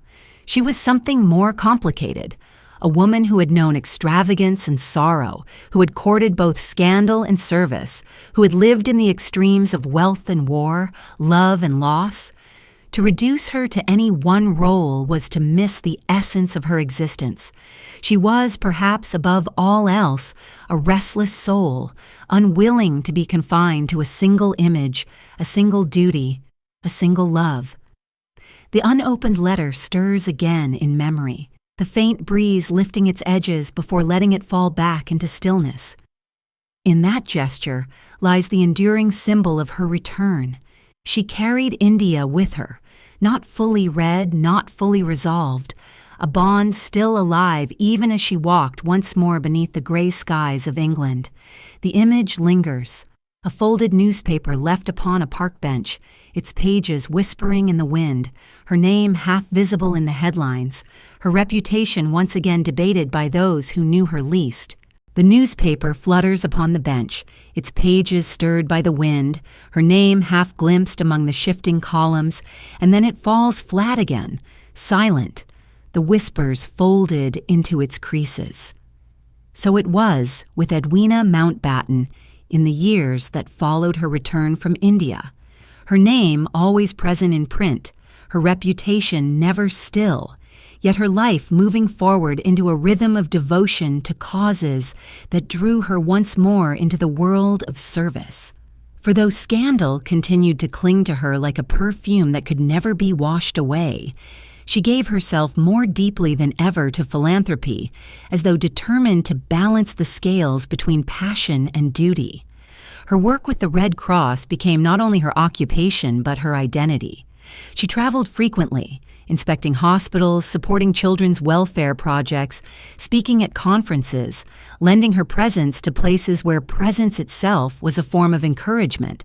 Those who met her in these settings remembered not the glamour of jewels, but the directness of her gaze, the warmth of her voice, the impression that she gave herself fully in the moment.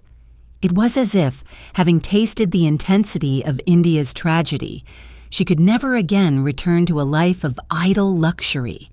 Yet society, ever restless, continued to murmur.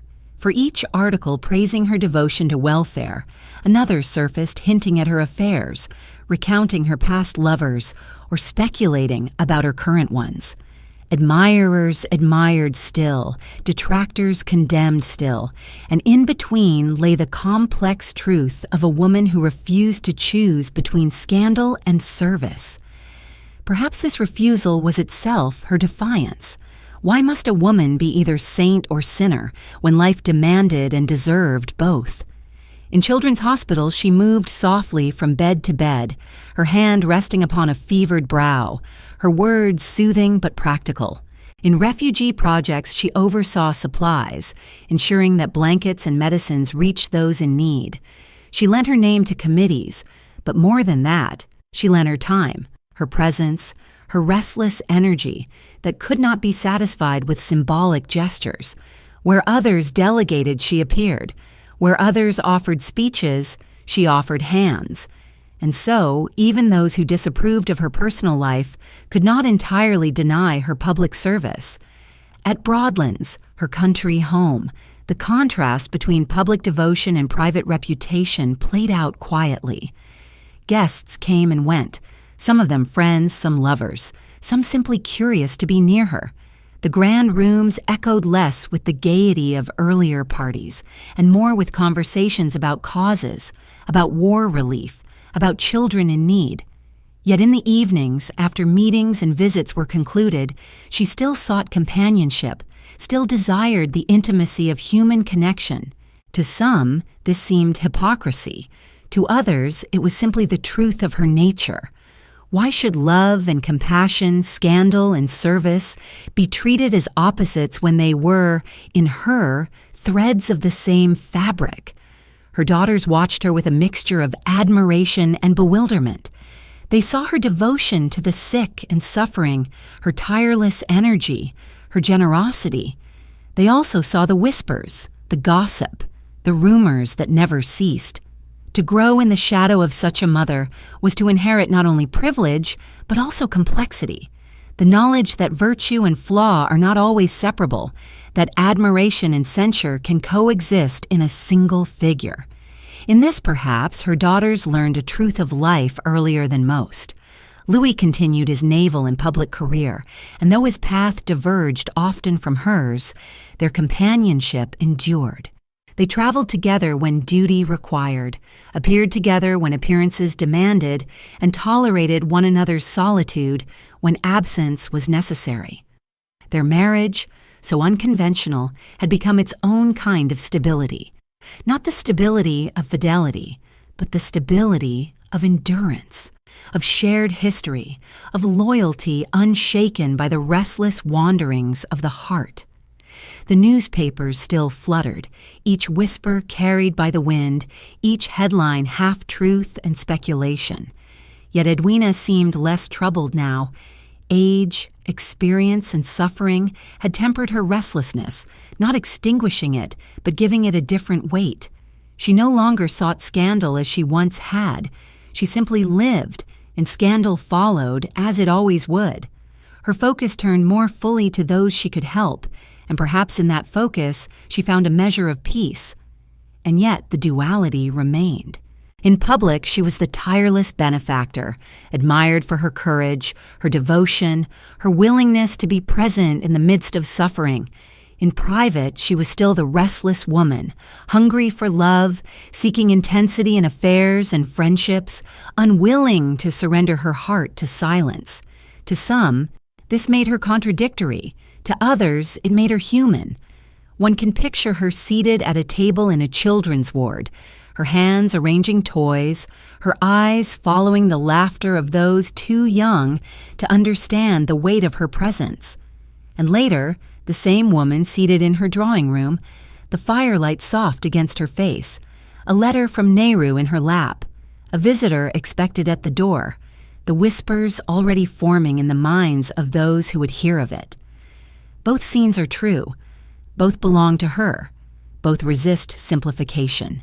And so her life in Britain after India unfolded in this rhythm: devotion and scandal, admiration and suspicion, service and passion. The newspapers fluttered still, but within the flutter lay a silence deeper than print, a silence that spoke of the complexity of a woman who refused to be confined. The image lingers, a clock ticking softly in an empty drawing room, its hands moving steadily, indifferent to whispers, indifferent to praise, marking the hours of a life lived in contradictions that time itself could not resolve. The clock ticks softly in the drawing room, its sound steady, impartial, each movement of its hands measuring time without regard for whispers or praise. Within that measured rhythm, the life of Edwina Mountbatten continued, and beside her, though often at a distance, stood Louis. Their marriage, so often judged from the outside, was neither triumph nor failure, but something far more complicated, a bond woven of affection, tolerance, disappointment, and endurance. If love is measured only by fidelity, theirs might seem hollow, but if it is measured by companionship that survives storms, then perhaps it was stronger than many. From the earliest days, their union had puzzled observers. She, the wealthy heiress, restless and extravagant; he, the naval officer, disciplined and ambitious. Their temperaments seemed opposed, yet together they formed a household that lasted through decades of scandal, war, and history's upheavals. By the time the clock ticked in that quiet drawing room after their return from India, they were no longer young, no longer the couple photographed as glamorous figures of the 20s, yet still bound to one another in ways that defied explanation.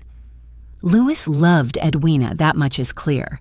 His devotion to her beauty, her energy, her ability to charm never vanished, even as her fidelity wandered and her reputation drew whispers. He accepted her as she was, or perhaps he accepted that she could never be otherwise. To rage against her restlessness would have been futile, and so he chose instead tolerance, even support, allowing her lovers, her friendships, her bond with Nehru without open reproach. Was this resignation, or was it a deeper form of loyalty, an understanding that love is not always possession, that companionship may be preserved even when exclusivity is lost? For Edwina, Louis represented something steadier. He was the anchor against which her restlessness broke, the figure who remained even when lovers departed, even when scandals erupted, even when her health faltered. He was the companion who endured, the presence that never abandoned her, the one constant amid her ceaseless hunger for intensity. Did she love him as he loved her? Perhaps not in the same way, but she relied upon him, and in her reliance was a form of love, if not always the kind society celebrates. Their marriage was often described as unconventional, and indeed it was. It was not built upon fidelity, but upon endurance, not upon exclusivity, but upon tolerance, not upon conformity, but upon acceptance of contradiction. They presented themselves in public as a united pair, attending functions, appearing in photographs, hosting guests, embodying the role of husband and wife with grace. But behind the facade, they each moved freely, she into affairs and causes, he into his naval duties and later into his public career. And yet, for all this freedom, they remained bound, returning always to the companionship that outlasted passion, scandal, and separation. One might imagine the two of them seated in chairs placed side by side in a room at Broadlands. The fire burns low, the silence comfortable rather than strained. They do not face one another, nor do they need to. He reads, perhaps, a report or a novel. She holds a letter or stares into the flames. No words are exchanged, and yet the very fact of their shared space speaks of endurance. They had, in their way, chosen each other, not once but again and again, through every storm, through every whisper. Was theirs a failure of marriage or its triumph? The answer depends upon how one defines such a bond. To those who insist on fidelity, their union was flawed beyond repair. To those who see marriage as companionship that weathers the years, it was remarkable in its resilience. Perhaps, as with all truths of Edwina's life, it is both at once. Their daughters, Patricia and Pamela, grew up within this atmosphere of contradiction. They saw the devotion of their father, the restlessness of their mother, the endurance of their bond despite its fractures. They learned, perhaps, that love is seldom simple, that appearances deceive, that loyalty may take forms unrecognized by convention. It was not an easy lesson, but it was a lesson deeply human. For Louis, there was pride in Edwina's service, admiration for her courage in war and in India, even as there was weariness in her scandals. For Edwina, there was gratitude for his tolerance, reliance upon his constancy, even as she sought passion elsewhere. And in this exchange, imperfect yet enduring, their marriage continued, defying the judgments of those who looked on.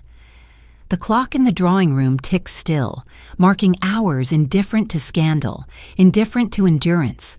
Its hands move steadily, reminding that time does not pause for love or for sorrow, for devotion or betrayal. And yet, within its rhythm, two chairs stand side by side, neither facing the other, both facing forward, companions not in the ordinary sense, but in the only way they could be. The image lingers.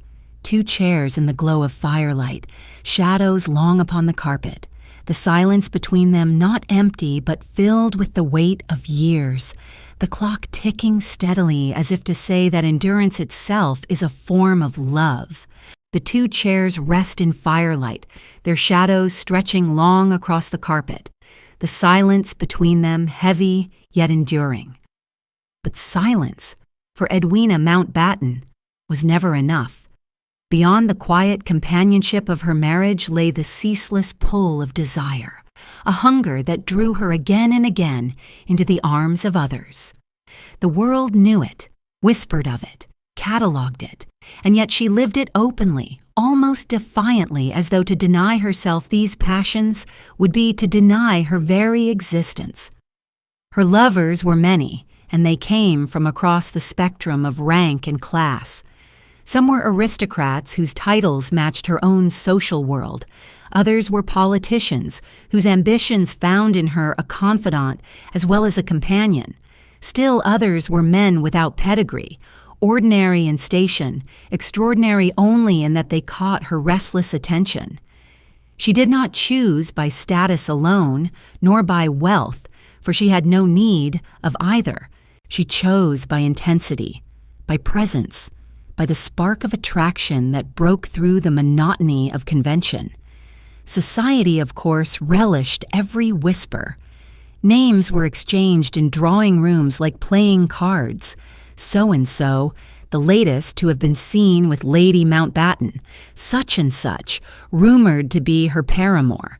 Some whispered with scandalized disapproval, others with envy thinly veiled as reproach. To the press, She was a figure both condemned and admired, the embodiment of aristocratic decadence and modern freedom. To her, perhaps, it mattered little.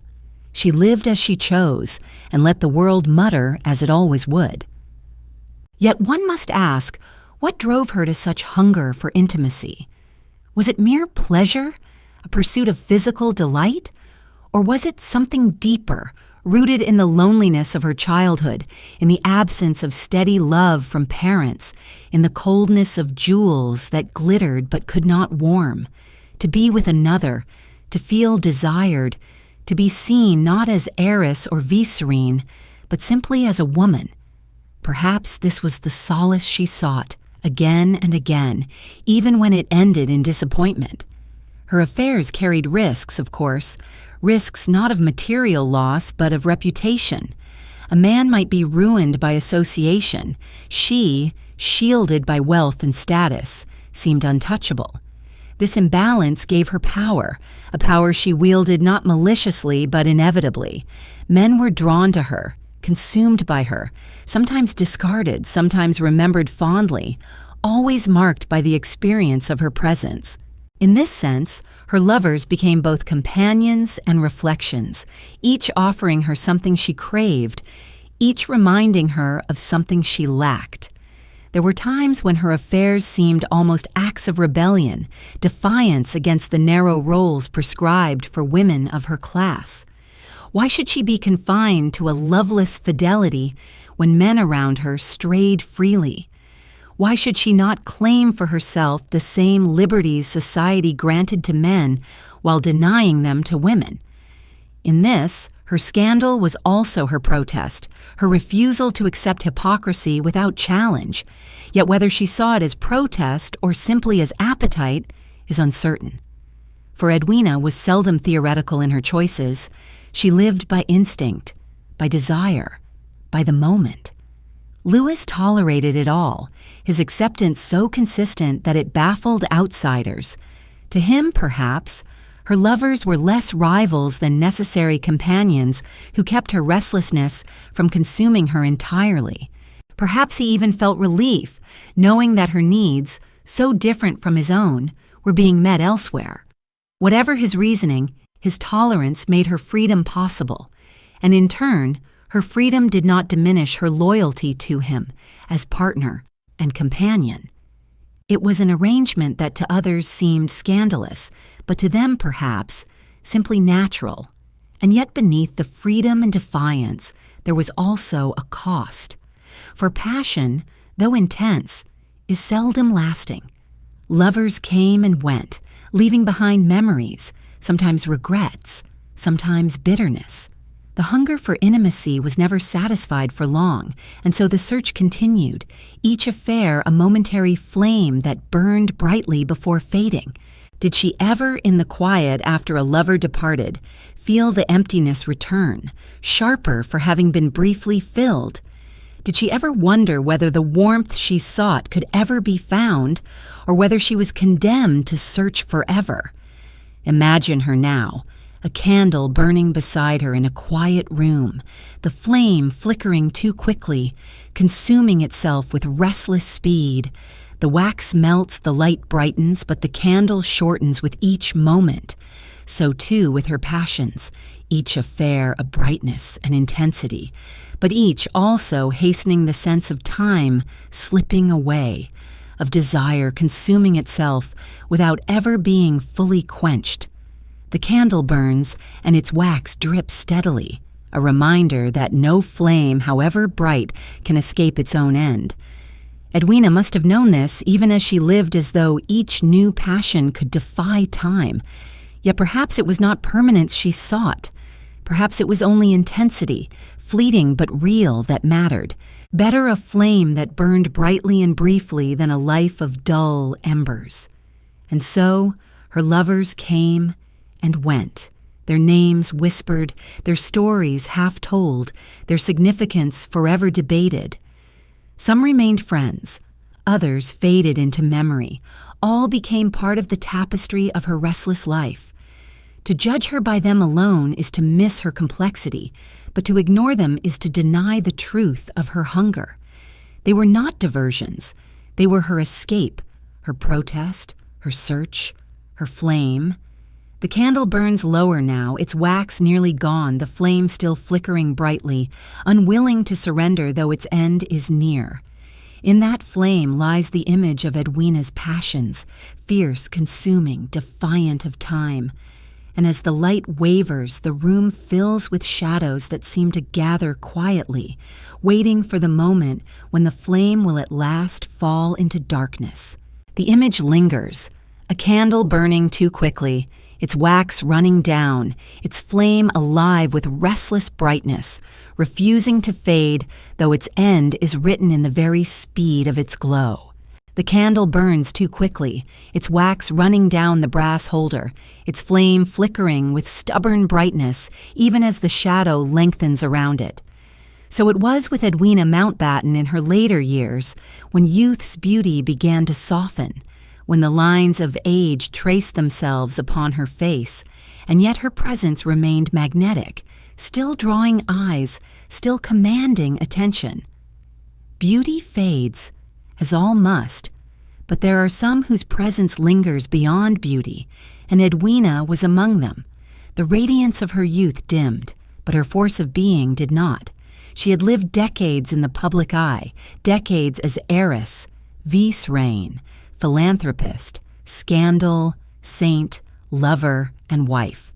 By middle age, she was no longer the glittering girl who danced until dawn in Mayfair salons, nor the striking Vicereine walking at Nehru's side in the gardens of Delhi. Yet she had not disappeared into obscurity as so many women of society did when youth left them. Instead, she seemed to carry her past with her, like a cloak, woven of glamour, of gossip, of service, of sorrow. Wherever she appeared, people remembered not only who she was now, but all that she had been. Still, the passage of time did not leave her untouched. The affairs continued, but less fiercely. The laughter still came, but with more weariness. Nights once filled with music and dance were more often spent in quiet reflection or in the company of a few trusted friends. The scandals still whispered, but now they mingled with respect, as though even her critics recognized that she had lived too fully, too openly to be dismissed merely as frivolous. The candle burned lower, but its flame, though smaller, glowed steadier, more contemplative. In these years, the world around her was changing. The Britain of her youth, with its vast empire and rigid aristocratic codes, was dissolving into something new. The empire was gone. The society pages had less power. The glitter of inherited wealth no longer dazzled as it once had. Yet Edwina adapted, as she always had. She gave more of herself to causes, to travel, to humanitarian efforts. She lent her name and her energy to projects abroad, visiting hospitals in distant lands, meeting with relief workers, and reminding the world that she was not finished, not yet content to retire into obscurity. And yet, beneath the service and the dignity of age, her restlessness remained. She was not a woman built for quiet. Even in her later years, she sought intensity, whether in affection, in causes, or in the mere act of movement. Travel drew her still, the world beyond Britain always seeming more alive, more urgent than the quiet of Broadlands or the solemnity of Brookhouse. To stay still was to risk despair, and so she moved, even when her body began to resist, even when her health faltered. But time is merciless. Beauty, once her shield and her power, faded. Admirers looked now with nostalgia as much as desire. Lovers grew fewer, more tentative, their passion tempered by the awareness of age. Did this wound her, or did she accept it with the same defiance she had shown in youth? Some who knew her said she mocked the passage of time, laughing at her wrinkles, declaring that presence was more than beauty. Others whispered that she feared it, that she felt the slow erosion of glamour as a kind of exile. Perhaps both were true, as contradictions always had been in her life. Imagine her in the quiet of an afternoon, seated near a window at Broadlands, the rain tracing lines upon the glass, her face reflected faintly against the gray sky. The room is quiet save for the ticking of a clock, the same steady sound that marked her years.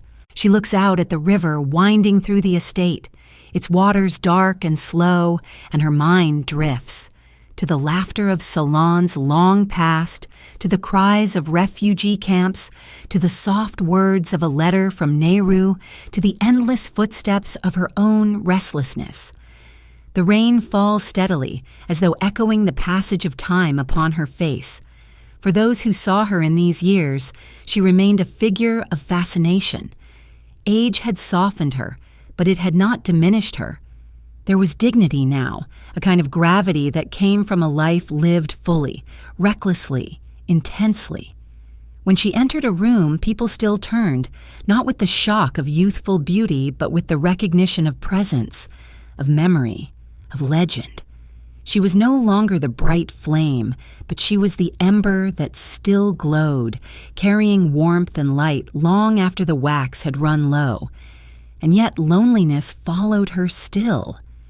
Lovers may have faded, society may have grown quieter, but the hunger for connection never left. Letters from Nehru continued, a thread across continents, sustaining her in ways unspoken. Louis remained her anchor, still beside her in public, still tolerant in private. Their marriage, by now a partnership of endurance rather than passion.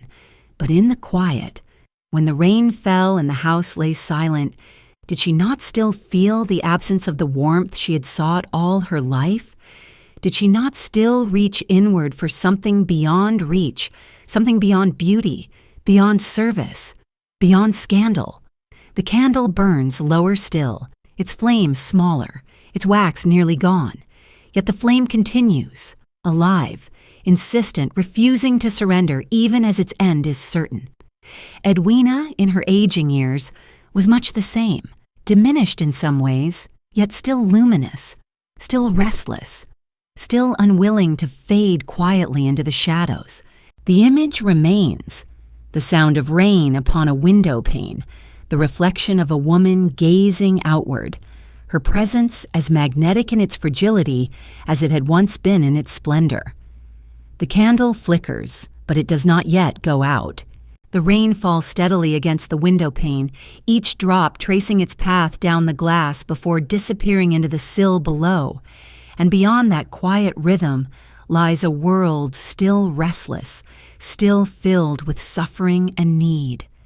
Edwina Mountbatten, watching from her seat by the window, could not be content to let her later years dissolve into comfortable retirement. Even as her beauty faded and her health began to show signs of strain, her hunger for purpose pressed her outward, beyond the walls of Broadlands, beyond the salons of London, into lands where her presence might bring comfort and aid.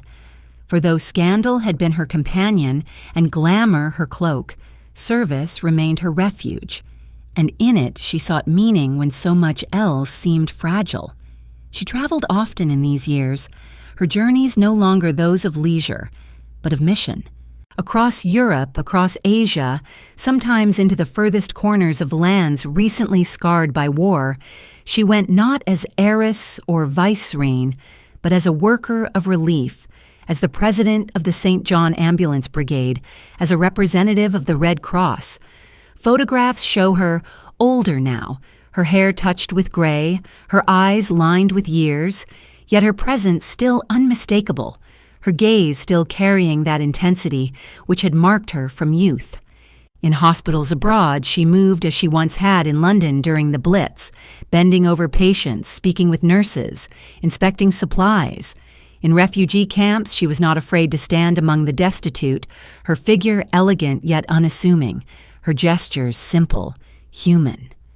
To those she met, she was not only Lady Mountbatten, not only the glamorous figure whispered about in society pages, but a woman of action, one who appeared where others only gave speeches. Her rank opened doors, her wealth gave her influence, but it was her restless energy that compelled her to go beyond ceremony, to be present in places where presence mattered most. There was admiration, yes, but also surprise. surprised that a woman so marked by scandal could be so tireless in service. Yet perhaps the two were not opposites. Perhaps her hunger for intensity, for the rawness of life, found in both scandal and service the same satisfaction, to feel deeply, to live fully, to confront the extremes of human experience. Louis accompanied her sometimes, though often their paths diverged as they always had. His career, his duties, his roles in public life continued, and he appeared with her when appearances required. But much of this work was hers alone, her sphere distinct from his, her energy not borrowed but entirely her own. He respected it, admired it, tolerated it as he had tolerated so much, recognizing that her restlessness could only ever be directed, never restrained. As she traveled, Edwina was welcomed with honors, praised by officials, admired by those who met her in person. Yet the whispers continued, for whispers always do.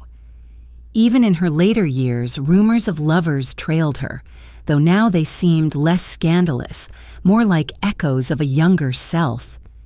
Some critics dismissed her philanthropy as an attempt to mask her indiscretions, as though service and passion could not coexist in the same heart. But those who saw her in the field knew better. They saw her hands reaching, her eyes watching, her energy undiminished even when her body faltered. For them, she was not mask, but truth. A woman who could not be simplified, a woman who carried contradictions without apology. Imagine her boarding a ship once more, the sky gray above, the deck damp with mist. She stands at the rail, her coat drawn tight against the wind, the sea stretching out before her, vast and indifferent. Around her, others speak of duty, of itinerary, of protocol. But she gazes out at the horizon, her thoughts perhaps drifting backward to India, to London, to salons and scandals, to lovers and losses, to the long corridor of her life. And then she turns back, her eyes sharpening, her attention fixed once more on the mission ahead. For whatever her past, whatever her contradictions, she moved always forward, never content to rest. Her health, however, began to trouble her. She suffered bouts of fatigue, illnesses that lingered, signs that the body which had carried her so tirelessly could no longer keep pace with her will.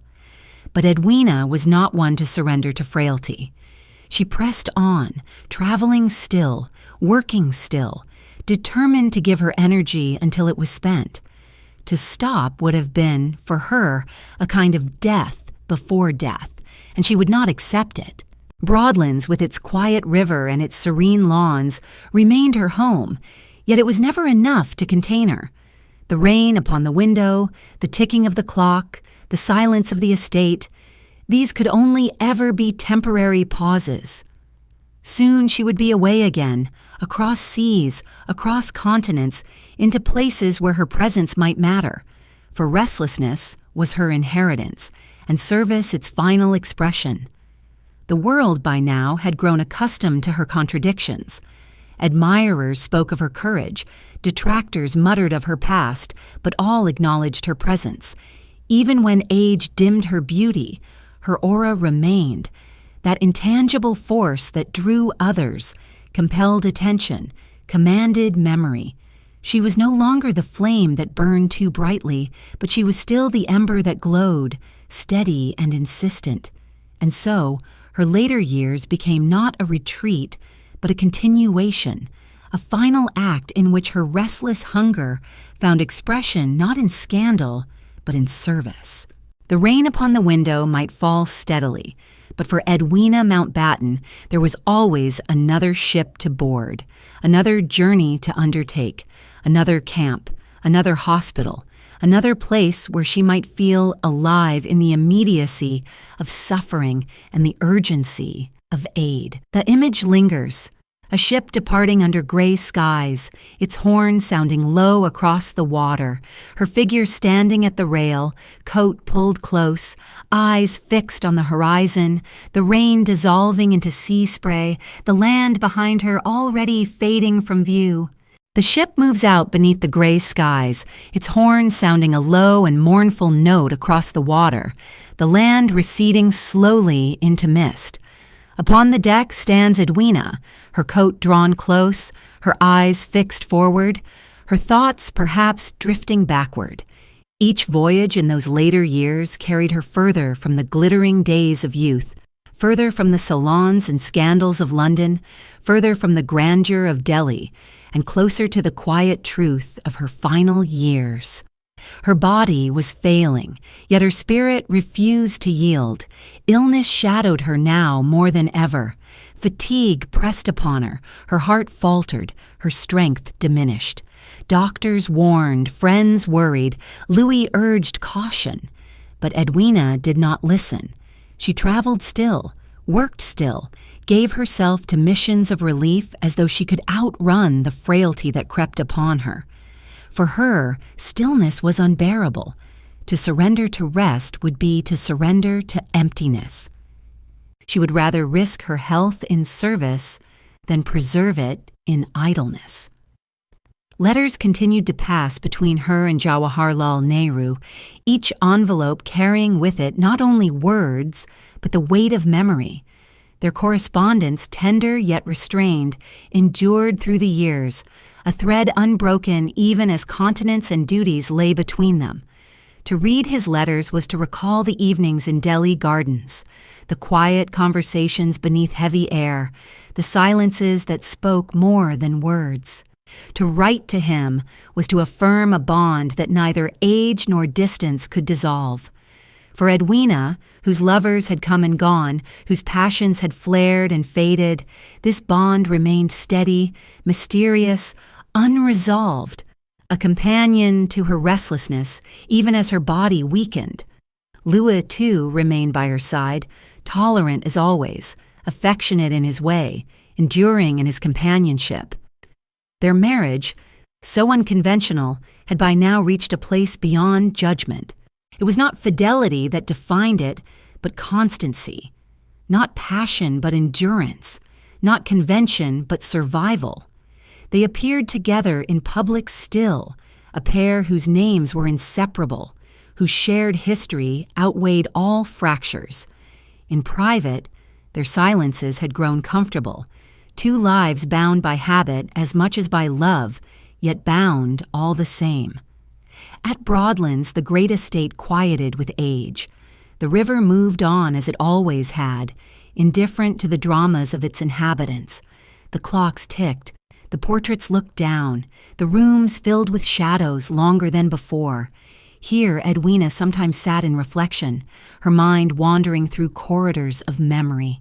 Childhood loneliness amid jewels locked away, the laughter of salons echoing into dawn, the cries of wounded in London hospitals, the heat of Delhi nights, the glance of Nehru in the gardens, the endless whispers of scandal and admiration. Her life was not one story but many, each contradictory, each incomplete, each still alive within her, even as the years narrowed toward their close. But she would not let memory alone define her. Even as her health faltered, she undertook missions abroad. To visit hospitals, to meet the displaced, to stand among those who suffered, these remained her refuge, her necessity. She journeyed to far-off lands, sometimes against medical advice, her body frail but her will unyielding. Those who traveled with her saw the strain, the exhaustion written upon her face, the way she pressed herself beyond her limits. Yet they also saw the light in her eyes when she stood among the sick, the poor, the forgotten, her presence once again luminous, her voice steady, her compassion undiminished. Was it devotion, or was it restlessness still? The same hunger that had once driven her to lovers and parties, now transfigured into service. Perhaps both. For Edwina was never singular in motive, never simple in truth. She lived always in contradiction, and even in her final years, she carried those contradictions openly, unashamed. One can imagine her seated at a desk in a foreign hospital, the air hot, the walls plain, the sound of voices murmuring outside.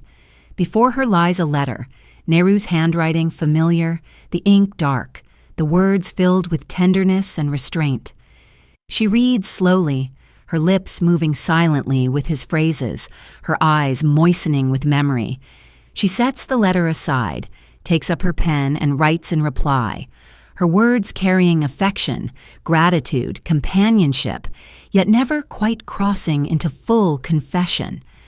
The letters pass back and forth, oceans between them, yet in each envelope a closeness sustained, a companionship preserved.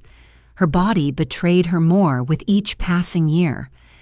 There were times she collapsed, times when fever overtook her, times when doctors insisted she must rest. Yet rest never lasted. She rose again, traveled again, pushed herself again, as though she feared that if she stopped, the emptiness she had fled since childhood would finally overtake her. In this, her service was not only for others, but for herself. For in giving, she escaped loneliness. In presence, she escaped silence. Louis watched, supported, worried, but did not restrain her. He knew, as perhaps only he could, that Edwina could never be confined, that to hold her back would be to wound her spirit more than illness ever could.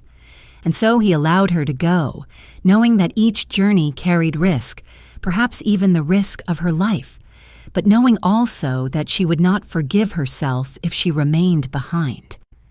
The candle burns low now, its flame smaller, its wax nearly gone. And yet, like Edwina herself, it flickers still with determination, unwilling to fade quietly, unwilling to surrender until the last moment. She lived as she always had, intensely, restlessly, defiantly, giving herself until there was nothing left to give. The image lingers, a hand trembling slightly as it writes upon paper, the ink dark and uneven, the letter folded carefully, sealed, and set aside for posting. Outside, the air heavy with heat, the sound of voices carrying faintly, the knowledge that time is running short. And yet, within that moment, there is still presence, still intensity, still the flame that refuses to go out. The trembling hand folds the letter, the ink not yet dry, the paper creased carefully along its lines, and it is set aside, waiting to be carried across seas. That small gesture, so ordinary, becomes in hindsight almost ceremonial, for it was among the last letters Edwina Mountbatten would write. Her body was failing, her heart fragile, yet still she refused to rest. In 1960, she embarked upon another mission, this time to the distant and humid lands of North Borneo, seeking once more to bring presence, comfort, and aid. The ship's bell tolled as it prepared to depart, low and resonant across the harbor, and it tolled again weeks later, in mourning, when her body was carried back across the seas. Her journey to Borneo was undertaken despite warnings. Doctors cautioned her against the strain, her family urged restraint, yet Edwina could not abide stillness. To cease movement, to remain behind walls of comfort, would have been to admit defeat, and she had never admitted defeat to time, scandal, or sorrow. And so she traveled still, her frail frame bearing a will that outpaced her strength, her eyes alive with that same hunger that had carried her since youth, to be present where life was most intense, where suffering called, where need demanded. In the heat of Borneo, she visited hospitals and camps, her uniform once again a plain dress, rather than the silks of her station. The air was thick with humidity, the smell of earth and vegetation mingling with the sharp scent of medicines. She moved among patients, her face pale but her presence steady, her hands offering touch, her voice quiet but firm. Those who saw her in these final days remembered her not as the scandalous aristocrat, but as the humanitarian, as a woman who gave of herself until nothing remained. It was there, in Jesselton, that her body failed her at last. On the 21st of February, 1960, she was found in her room, lifeless, her restless spirit at last stilled. the woman who had moved ceaselessly, who had defied convention and judgment, who had traveled from gilded salons to refugee camps, from scandal to service, from England to India and beyond, lay quiet at last. Her journey ended not in the splendor of her own country, but in the far-off jungles of Borneo. Perhaps there was symmetry in this, that a life so restless, so expansive, should end not at home but abroad, among those she had sought to serve. Her death reverberated widely. In Britain, news spread quickly, and the public mourned, though with mixed voices, admiration for her service, whispers of her scandals, curiosity about the mysteries she left unresolved. In India, where her bond with Nehru had become part of legend, the sorrow was quieter but profound. Nehru, stoic in his grief, expressed his condolences with words restrained yet heavy with unspoken depth. Louis, ever constant, endured the loss with the same mixture of resignation and devotion with which he had endured her life. He arranged for her body to be returned by ship, accompanied by the tolling of a bell, solemn and slow across the waters. The image of that ship returning, bearing her body, is one of haunting dignity. Draped in a Union Jack, her coffin lay in the cabin, while sailors stood in silence, the sea stretching endlessly around them, the sky gray above. The tolling of the bell marked not only her passing, but the end of an era, for Edwina's life had spanned the last glitter of empire and the rise of a new world, the last days of aristocratic indulgence and the first stirrings of modern freedom. She had embodied both, contradicted both, and left behind a memory that defied simplification.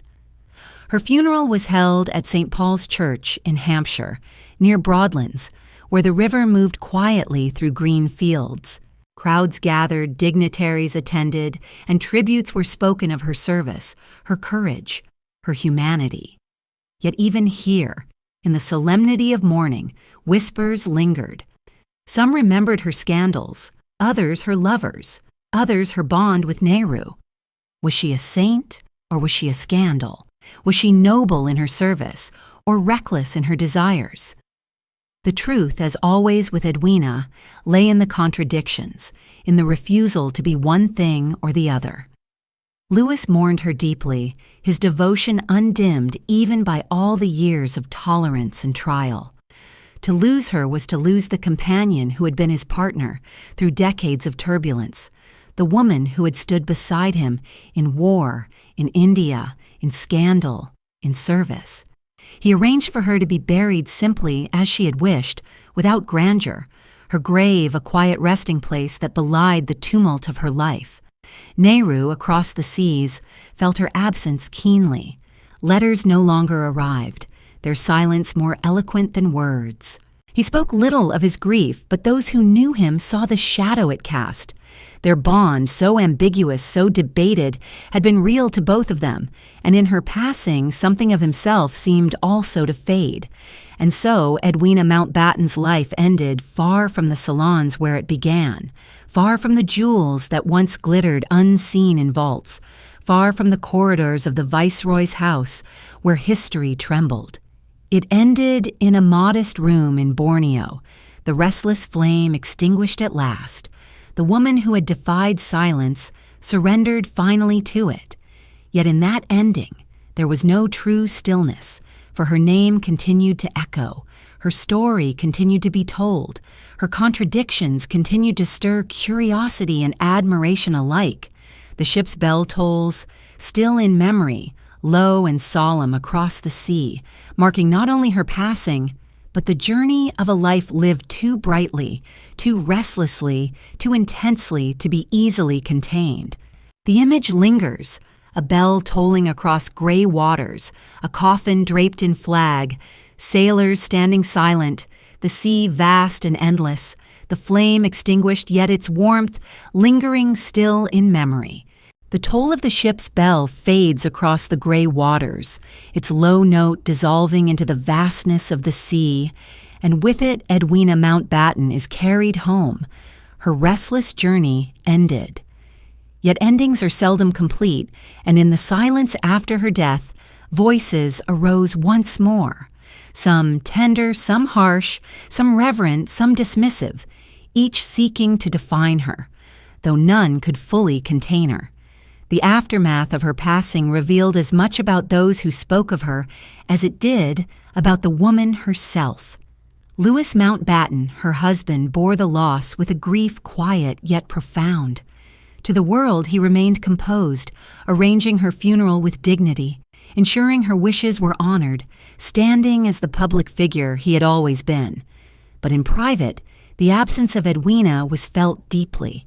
For all the tolerance he had shown, for all the years of scandal and whispers he had endured, she had been his companion, his partner, his anchor in ways no outsider could measure. Their marriage had been unconventional, yet it had been enduring, and her absence left him not merely widowed, but untethered. To speak of Louis without Edwina was to miss half of his story, just as to speak of Edwina without Louis was to miss half of hers. Across the seas in India, Jawaharlal Nehru received the news with a sorrow he spoke of little but felt greatly. His grief was restrained, expressed in words measured and formal, yet those who knew him remarked on the shadow it cast upon him. The letters had stopped. The presence that had steadied him in moments of solitude was gone, and in her absence he seemed more solitary still. Their bond, so often debated, so rarely understood, ended not with explanation, but with silence. Perhaps that silence was fitting, for theirs had always been a relationship that defied clarity, more powerful in ambiguity than it could ever have been in definition. Society, as ever, responded with division. Some praised her service, recalling her tireless work in war, her courage in India, her devotion to the displaced and the suffering. They spoke of her as a humanitarian, a woman of compassion who had given herself fully until her final breath in distant Borneo. Others, less generous, seized the opportunity to remind the world of her scandals, her lovers, her extravagance. To them she was still the frivolous heiress, the restless socialite, the woman who had never submitted to convention. And between these voices lay the truth. She was both, and she was more. The newspapers carried tributes that tried to balance the contradictions. Photographs of her in uniform beside photographs of her in gowns, accounts of her war service alongside whispers of her lovers, reflections on her philanthropy woven with references to her restlessness. Even in death, she could not be simplified, could not be reduced to one image. Perhaps this was her greatest defiance, that she resisted all attempts at categorization, living and dying in the full breadth of contradiction. At Broadlands, her absence was felt in every corridor. The portraits of ancestors looked down upon empty rooms. The river moved quietly as it always had, but the energy she had carried, the laughter, the urgency, the restlessness, was gone. Louis walked the grounds with solemn step, the silence pressing upon him. Visitors came with condolences. Dignitaries spoke words of tribute, but no words could fill the emptiness left by a woman who had filled every room she entered. In India, her memory lingered not only in Nehru's heart, but among the people she had served. Refugees remembered her presence in camps. Mothers recalled her compassion. Children grew up with faint memories of the tall woman who had bent to speak to them in their fear. Her name, whispered in streets and remembered in households, became part of the story of partition, not as a statesman or politician, but as a figure of humanity amid horror. For all the grandeur of her position, it was her presence in places of suffering that remained most vivid. And yet, the scandal lingered too. Even as tributes poured in, whispers of her lovers resurfaced, stories retold, rumors embellished. Was this cruelty, or was it simply the inevitability of her life's narrative? For Edwina had lived too publicly, too freely, to expect silence after death. Her contradictions invited judgment, and judgment, like admiration, did not end with her passing. One might imagine her portrait upon a mantel, half in shadow, half in light. Visitors pause before it, each seeing what they choose. The glamorous beauty, the scandalous socialite, the tireless humanitarian, the restless spirit. Each interpretation is true, yet none complete. She is, even in memory, unresolved, refusing to settle into a single story. Louis, in his grief, kept her memory alive with quiet devotion. He preserved her letters, her belongings, her presence in his words and actions. For him, she was not contradiction but wholeness, not scandal but companionship, not enigma but partner. For Nehru, her absence remained a silence unfilled, her memory a private flame that continued to burn in the quiet moments of solitude. For society, she remained spectacle, subject of endless retelling, and for history, she remained a question. How should one remember a woman who defied all categories? The toll of the ship's bell fades still in memory, its sound resonant and low, as though it continues across time. It marks not only her passing, but the persistence of her story, a story that will not fade into silence, but lingers, like echoes across water, unresolved, unending. The image lingers, a portrait resting upon a mantel, the firelight shifting so that one half of her face is bright, the other half in shadow, and in that balance of light and darkness lies the essence of her legacy. The portrait rests upon the mantel, one half bright with firelight, the other sunk in shadow, her eyes gazing outward with that same mixture of defiance and invitation that marked her in life. To stand before it is to feel the pull of contradiction, to sense the impossibility of placing her within the narrow confines of a single story. Who was Edwina Mountbatten? Was she the frivolous heiress who danced until dawn, or the tireless humanitarian who walked among the displaced? Was she the unfaithful wife of scandalous reputation, or the devoted companion who never abandoned her husband? Was she Nehru's lover, his confidant, or something subtler, something more enduring than either word can capture? The portrait does not answer. It simply gazes outward, half in light, half in darkness, as though she herself chose to remain unresolved. In the quiet after her death, reflections rose not only from those who knew her, but from those who never did, each seeking to grasp the meaning of her life. Some found inspiration in her courage, her service, her refusal to look away from suffering. Others found caution in her extravagance, her scandals, her disregard for convention. Still others found fascination in her ambiguity, in the refusal of her story to end neatly, in the way her life seemed to ask questions rather than provide answers. Perhaps that was her final gift, to remind us that a human life is seldom singular, that contradiction is not failure, but truth. For she had lived at the crossing of worlds.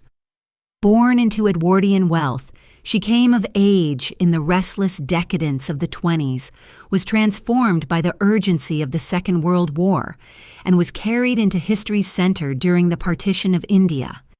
Each stage reshaped her, yet none erased the others.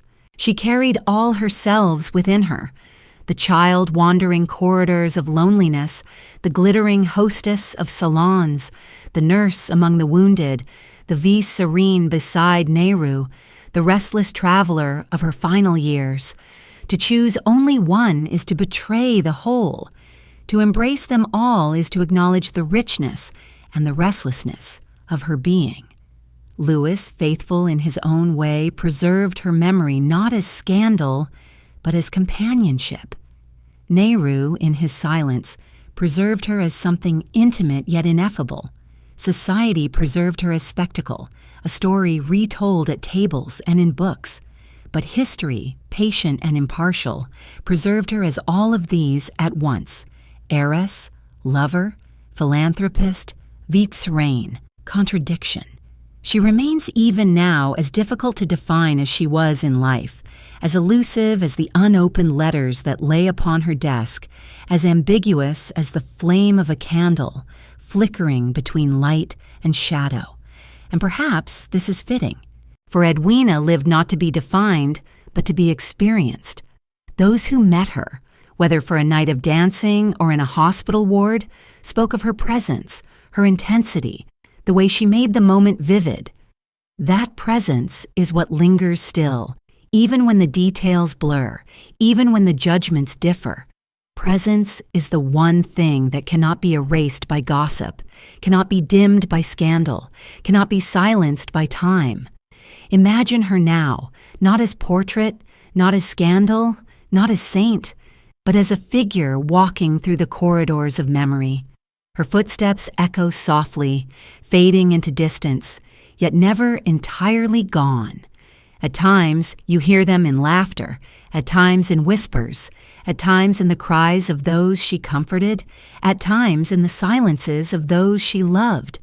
Her presence remains, half in light, half in shadow, always just beyond certainty. And so the story ends not with resolution, but with lingering questions. Who was she? What did she seek in her restlessness? Did she find love or only glimpses of it? Did she ever feel the warmth that eluded her since childhood, or was her life a ceaseless search that ended unfinished? These questions, like unopened letters, remain upon the desk of history, folded but not forgotten. The candle that has burned too brightly through all her years now flickers its last. The flame, small and wavering, leans toward the wick, then lifts once more, then falters. At last, with a sigh invisible but felt, it extinguishes, leaving only a thin thread of smoke curling upward into the dawn. Outside, the first light of morning enters the room, pale and soft, touching the portrait upon the mantel, catching the eyes painted half in light, half in shadow. The image lingers, a drifting candle extinguished by dawn, its smoke dissolving into the air, its warmth fading yet remembered, its light gone, yet leaving behind a memory that no darkness can erase.